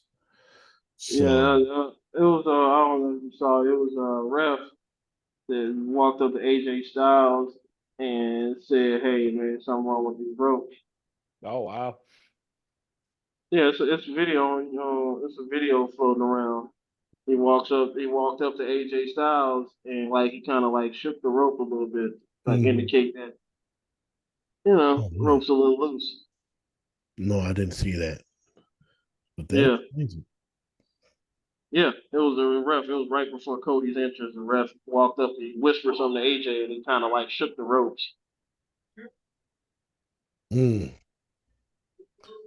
Well, I mean, It was on the same side that Jade had her botch too. So yeah. Jade had her botch, and it's sad that I would like to have seen that match without that Jade botch because I think that botch kind of shook her a bit because she was not good after that. Yeah, hit all the haters Um, latching onto that. It's like, come on, guys. That's but one of the like, toughest like, spots. yeah. But Well, Priest fired eh, up after that botch. So yeah, that's just different experience. So, yeah. hey, Jack, man, they were clowning your girl Eddie Hartwell after the J bot. They said she learned from the best. Yeah, Yeah. no shame in that. Because Eddie had a bot similar like that in NXT. Oh Yeah. yeah, oh yeah. Like that's why I'm not crazy about the like this over like with the Cody Cutter that trend. It was Sol Ruca technically her move. All right, it's similar to Spanish Fly for me at the moment. Like pick your spots, not too much. I, Don't I go. think I think I think Jay. I'm like Jay probably needs to just get rid of that move about the repertoire. It's too much that can go wrong. No, no. It's like you got to be like light footed too. It helps. Yeah, yeah, Mhm. It's hard for a woman her height and size to do that. yeah. Like It- it's impressive. Like the one she did at Backlash, it's impressive. But it's like Yeah. you don't really like Jay. You don't really have to, not and at all. dare I say, probably the best one of the best top three for sure. Old school with Undertaker. There's something about it you can't overthink it, and just nice and easy. Make it simple, milk it, bam. That's one of the best moves ever. I mean, people do it all the time. Like Woods has his like walk the rope, elbow Yeah, drop. him is good. Um, Or of course, when CM Punk botched Hangman's, CM Punk botched it. Yeah. yeah, Oh, it he botched happens. him. Ooh, he botched that Yeah, bad. it happens. It happens. I mean, Logan kind of botched it in the match with Cody, I think, a Yes, little bit. yes. He And didn't stick the landing the way he usually does. yeah, and that's his bread and butter. He has to have the ropes. So yeah, anytime you do something like off the with the ropes like that, it can go haywire. But I'm just glad everybody's okay after that. Yeah, yeah. Um, but they had a great match. I did not expect Damian Priest to win. I really didn't. I told y'all when Fire and Ice You won that did. they were like, no, Yeah, exactly. Because You one of did the say it. hometowns won a championship. You they did say wanted it. one of them. They wanted one of them to win, one of the hometowns. But yeah, And it makes sense. I mean, look, Punk and Drew does not need the title. So on that hand, I understand. uh, Um, and like you said, after Raw, it made sense because I'm like, there's no way they're going into SummerSlam with Damian Priest and Gunther. I don't see that as a no, SummerSlam on the marquee. But with Seth Rollins coming back, I'm like, oh, okay. I I see where they're going. That makes sense. Yeah. we got people that defending like, oh man, Priest should win that match. No, he's not gonna win that match against Seth Rollins. No. Seth Rollins and Gunther is a much bigger match. And it'll be a better match. We all know that, and it'll get a better crowd reaction too because you got an Yeah. Well, over baby face versus the heel. hmm And and no offense to Priest, because he's very, very good. But yeah, there's something with that the Gunther big man, little man thing that's a lot more appealing than Priest. yeah, it's timing, unfortunately, and it's gonna, I just Gunther. say, but the crowd reaction, I just know heel versus heel are so tricky because the crowd just don't know to cheer him to boo a lot of times in Right. those type of matches. And Seth is in that. He's a face, but I consider him at times a heel. So he's in that perfect bubble. So yeah, booking wise, unfortunately, it makes sense. It's And yeah. Damien at least didn't make it transitional to the bone to the T, which I respect. I still like the guy at the end of the day, and he'll get another championship later down the road by next year, whether tag or Intercontinental or whatever. We'll see. Yeah, part of the problem with Priest is once again they've dragged this Judgment Day breakup out way too long. Yeah, yeah. Way too long. He should have been turned. Um, but he hasn't, so whatever. But yeah, that great. This was a I thought those two worked well together. and they had a strong match, especially with Priest being on a bad wheel there. I would like for Drew to come up with something aside from the Claymore, because I honestly just get kind of tired of him just spamming the Claymore when it doesn't work the first time. Mm-hmm. That's just me though. But overall, what did you give? What did you think about the pay per view?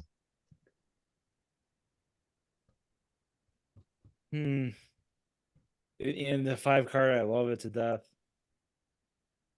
Backlash, I do like more. And I retract my comment that Money in Bank I'm not looking forward to. It's more like the stipulation with the gimmick and crap like that. Because Yeah, as we talked, Money in Bank is overdone. And yeah, they definitely need a break. So with this, definitely a good show. B minus though. I'm sorry, King and Queen ring more and more. More I think about it. yeah, yeah. I like this was like a C plus show to me. This was definitely better than Double or Nothing. I don't think it was better than King and Queen of the Ring, so I'm going to stick it with a C plus. Okay. No, I will definitely don't mind. Yeah, that's a good rating too. Josh. Round 2, Josh. What? That wasn't round two. I was listening. So what rating would you give the show? Man, this is a tough show. Oh, you mentioned that, yeah. It's a tough show to rate because I mean, when it was good, and when it was bad, it was bad. And the I 5, give it a like seven. I give it a 7 out of 10. Yeah, just there, yeah. solid. Can't. I enjoyed the end reaction with the book. I'm just. Mm, solid. It's solid. Um, Josh, did you watch Against All Odds, the Impact pay per view? Hell no. TNA, man. And I'm glad I did. They had Joe Hendry lose the freaking Cavs. I'm glad I didn't watch that shit, man. And did he lose to another opponent recently? I know he did. I just wanted to say that. Yeah, I know. TNA is just bag tracking TNA is their bad. asses. Why is he losing to Frankie Kazarian? And then they come to NXT and they do. Oh my god. Oh my god. Strike while the iron is hot. You're TNA. You got a hot property here, and you have him losing to Frankie Kazarian. Why? Oh boy. Ugh. You know what? I was actually considering going to Against All Odds. If my money was right, I definitely would have went. But my No, money was a everything little you didn't funny. go. Um, Everything you didn't go. Waste your money on that shit. but Yeah. it's kind of rough, like watching Impact, because there's like a couple hundred people in the crowd, man. So it's just kind of like the energy just doesn't feel like it's there, even when it is. Um, did everybody watch Battleground, NXT Battleground? Yep. If we could finish it I, off with this. I watched NXT Battleground.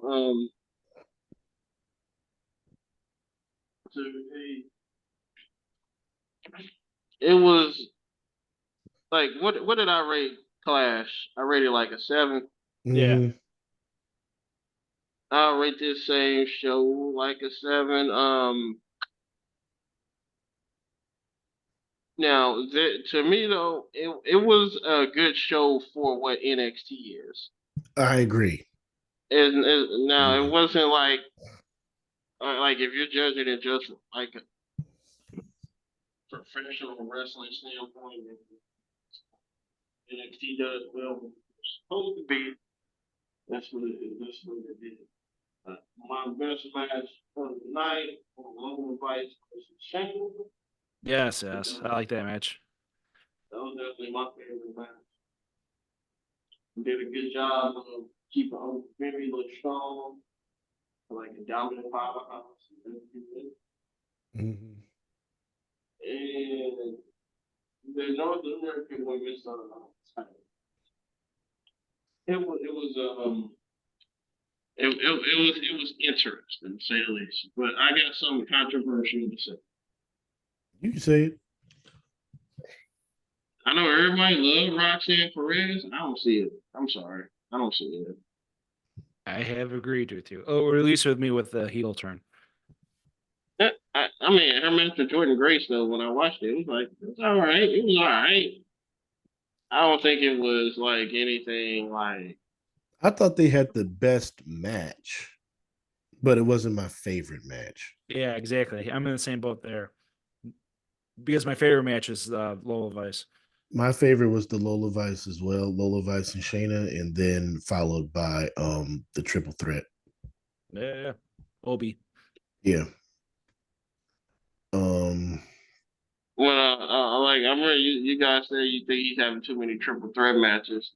Yeah, I know. But like I think he definitely has too many triple threats. I mean, I get they're trying to protect him and everything. And he has his spot, but it's like they go in there, they double team him, he gets dumped out, he goes in there, he does a power move, he goes out, he goes up. Like I would like to see him in the singles one-on-one match, 8 minutes with somebody. Yeah, see his match with Ivor. I thought they had a good match. Yeah, that's what I'm saying. He can do one-on-one matches, man. I would like to see more of that. yeah. And Ivar's the perfect guy. He's a veteran. He's a guy that can move.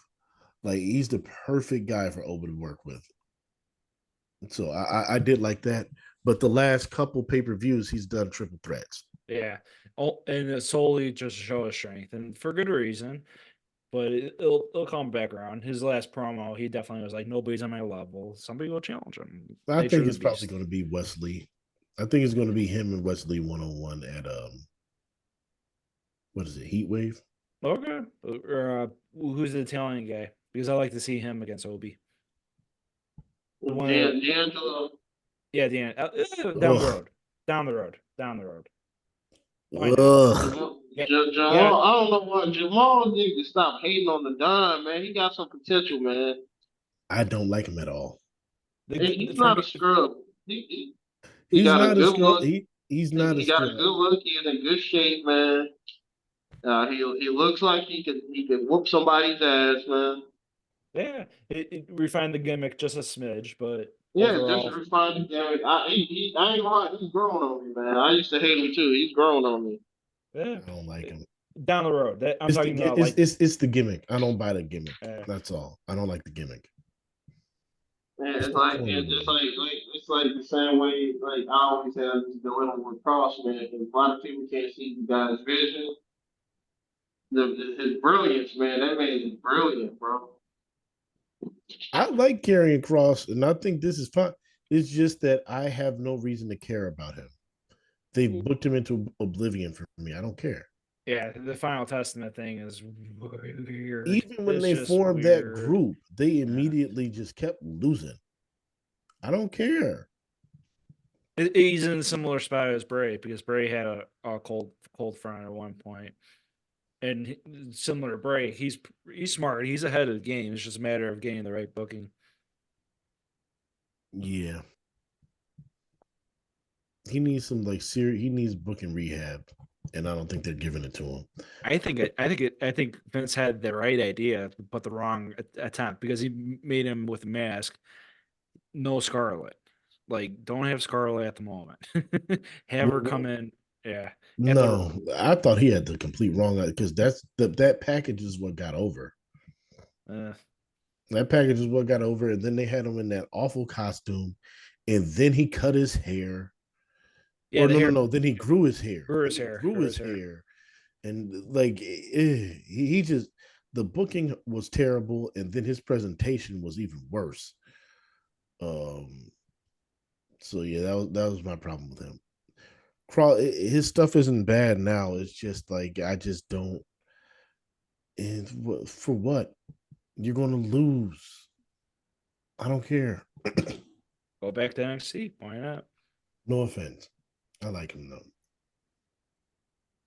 What ladder match was cool.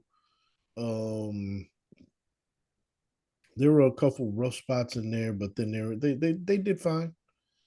So Ruka hit her soul breaker thing a couple times, which was always cool to watch. Um, they all teamed up to throw Lash from the ladder or something, which was kind of scary, but that was cool. Kalani Jordan won. I like Kalani Jordan. She needs a little charisma. She needs to find a gimmick. But out of all of them, like not named Mia Yim, she was the best worker. So she works hard. Her winning, I don't have a problem with that. Yeah, I wish I would have told you guys some of my predictions. That was the only one where I'm like, I'm feeling that. Because me Yim, she basically as the returning veteran. Ideally, it would have worked too, but everybody gave it to Jordan. Yeah, I agree. But they had her have a match with Jada Parker, Hmm. and I think that's perfect for her. Yeah, For Jada Parker, I yeah, think Mia Yim's like the a perfect person for her to like have a match with and learn from. yeah.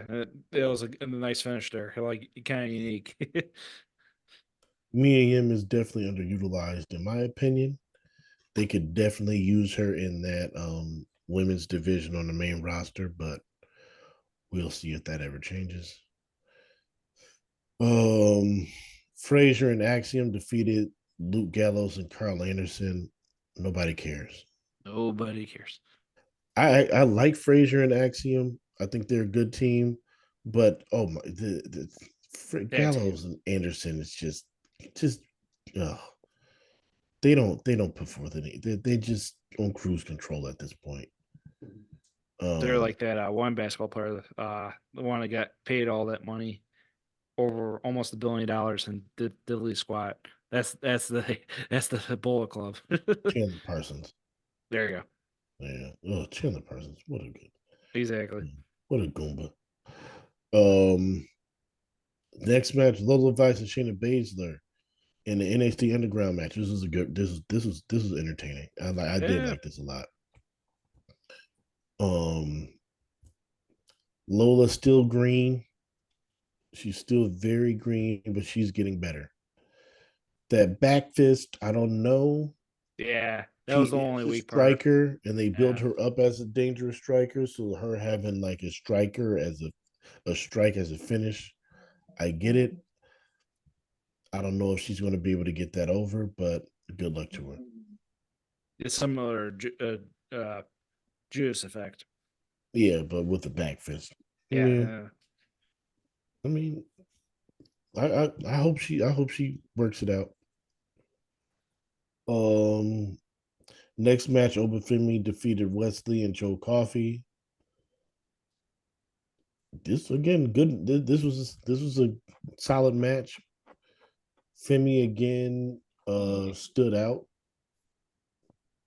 Wesley came back. He was kind of like the smaller guy, so he kind of like sped it up and brought the energy a little bit. Joe Coffey, I thought looked pretty decent in this too.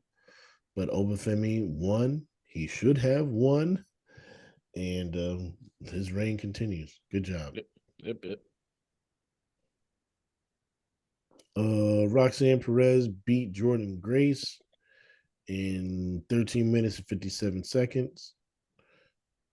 Again, I thought this was the best match in terms of like work rate or work quality. These are two pros here. There's no way anybody in TNA is winning an NXT championship. I don't ever see that happening. So Jordan Grace losing is cool because I mean she's getting a ton of eyes on her, which hopefully will transfer over to TNA. But Jordan Grace is good. She could work. This is the type of person that I would like to see Roxanne Perez in there with. Good match. Even though Josh hates Roxanne Perez. Uh, and then the last match was Trick Williams and Ethan Page. This was Page worked hard. Ethan Page definitely worked hard. The match to me was but that's kind of like how all the Trick Williams matches are to me for now. Yeah, and I know. Even though we're saying that it's going to be a year-long reign potentially, it's a matter of similar to Braun Breaker and Jade, like getting hitting in stride and learning on the fly because you are on the fast track to stardom. But as we mentioned with now I'm blanking. Essentially, or his next opponent. I forget the name of his next opponent. The high flyer. Javon Evans. Javon Evans. Yeah, might as well happen now. Earlier the better. I'm pretty sure their buddies outside, and hey, let's do this. It'd be a crazy ass match. Just let them do it. I know it's like one of those things we won't mind a build, but they're both up and coming and super. They're on the fast track, very fast track. So earlier the better, at least booking wise. I mean, for me, that was kind of the issue. Like, I don't want to see Trick Williams in there with somebody that's that young. I want to see Trick Williams in there with veterans that could help him, improve. Because all I'm looking for, and we said this, I think, on our last stream, like with Trick, I'm just looking to see if he gets better in the ring. Yeah, that's all he needs to do. He's got I'm the crowd. all I'm looking for. I know he could talk. I know he could work an angle. I know he could tell a story. All I'm looking forward to him with is to see his progress in the ring, because he, like we said, he doesn't have to get to, world beater levels. Like Cena wasn't thought of as a great worker when he was on top. He slowly got there. I just need him to be competent in the ring. Be good enough to hold up your end of the bargain and let somebody else do the rest. That's all I want from him. And then that's why I mean earlier, like eventually he'll have the following match and the following match and the following match and the following match. And I can't, to be honest, I can't think of anyone to take that mantle just yet for NXT Championship, unless they sign somebody, unless they push Obi like right off the bat too. Who knows? But overall, I think it'll be fine. More than dandy. It'll give a good card. That's another like sold match for me right there. So it'll be fine. I understand like with like fine tuning, especially with another green, technically a green guy, because he's 20, 21, right? Yeah, I think he's like 20. The young OG. I know, but everyone's coming up young and prodigy. I mean, at least forget MJF is barely 26, 27. He seems like he's been wrestling for over 20 years. Oh, Yeah. poor Josh. I know, right? It is late. But I guess that's all of NXT. Yep. Whatever. So poor Josh. He couldn't make it. But that was it for all of the reviews. I guess we're gonna have to come back. What do we have coming up? We got Money in the Bank and Forbidden Door coming up. We'll leave it at those two. And then SummerSlam for the big one. And then we got SummerSlam in August. All out. Yeah, that's what in I mean. August and all in September. So we're definitely going to be circling back. I don't know. Maybe sometime soon. We've been doing these a little more frequently, which is cool. Yeah. So we'll definitely be circling back very, very soon. Y'all will see us. Maybe we'll have a guest on, maybe not. You never know. But we will be back. And as always, it's great talking to you guys. In the wee hours. In the wee hours. in the wee hours. Yeah. Sorry I had to like dip out for a minute on you guys, but no. All right, well, number one job, no biggie. It's all good. Yeah. How's she doing? How's she feeling? She's good. She's good. She's good, man. Thanks for asking. You'll find out on Saturday. Yeah, I can't wait. All I, right. I, I did get a gift, and unfortunately, I ordered it Tuesday or Monday to order for Tuesday, but it Mhm. turned out to be the following Tuesday. I'm like, God damn it! Oh, Oh, don't worry about it, man. I appreciate it anyway. all right. Hey, man, we'll definitely get it. We'll definitely be getting together again soon, All right. gentlemen. It was nice seeing you.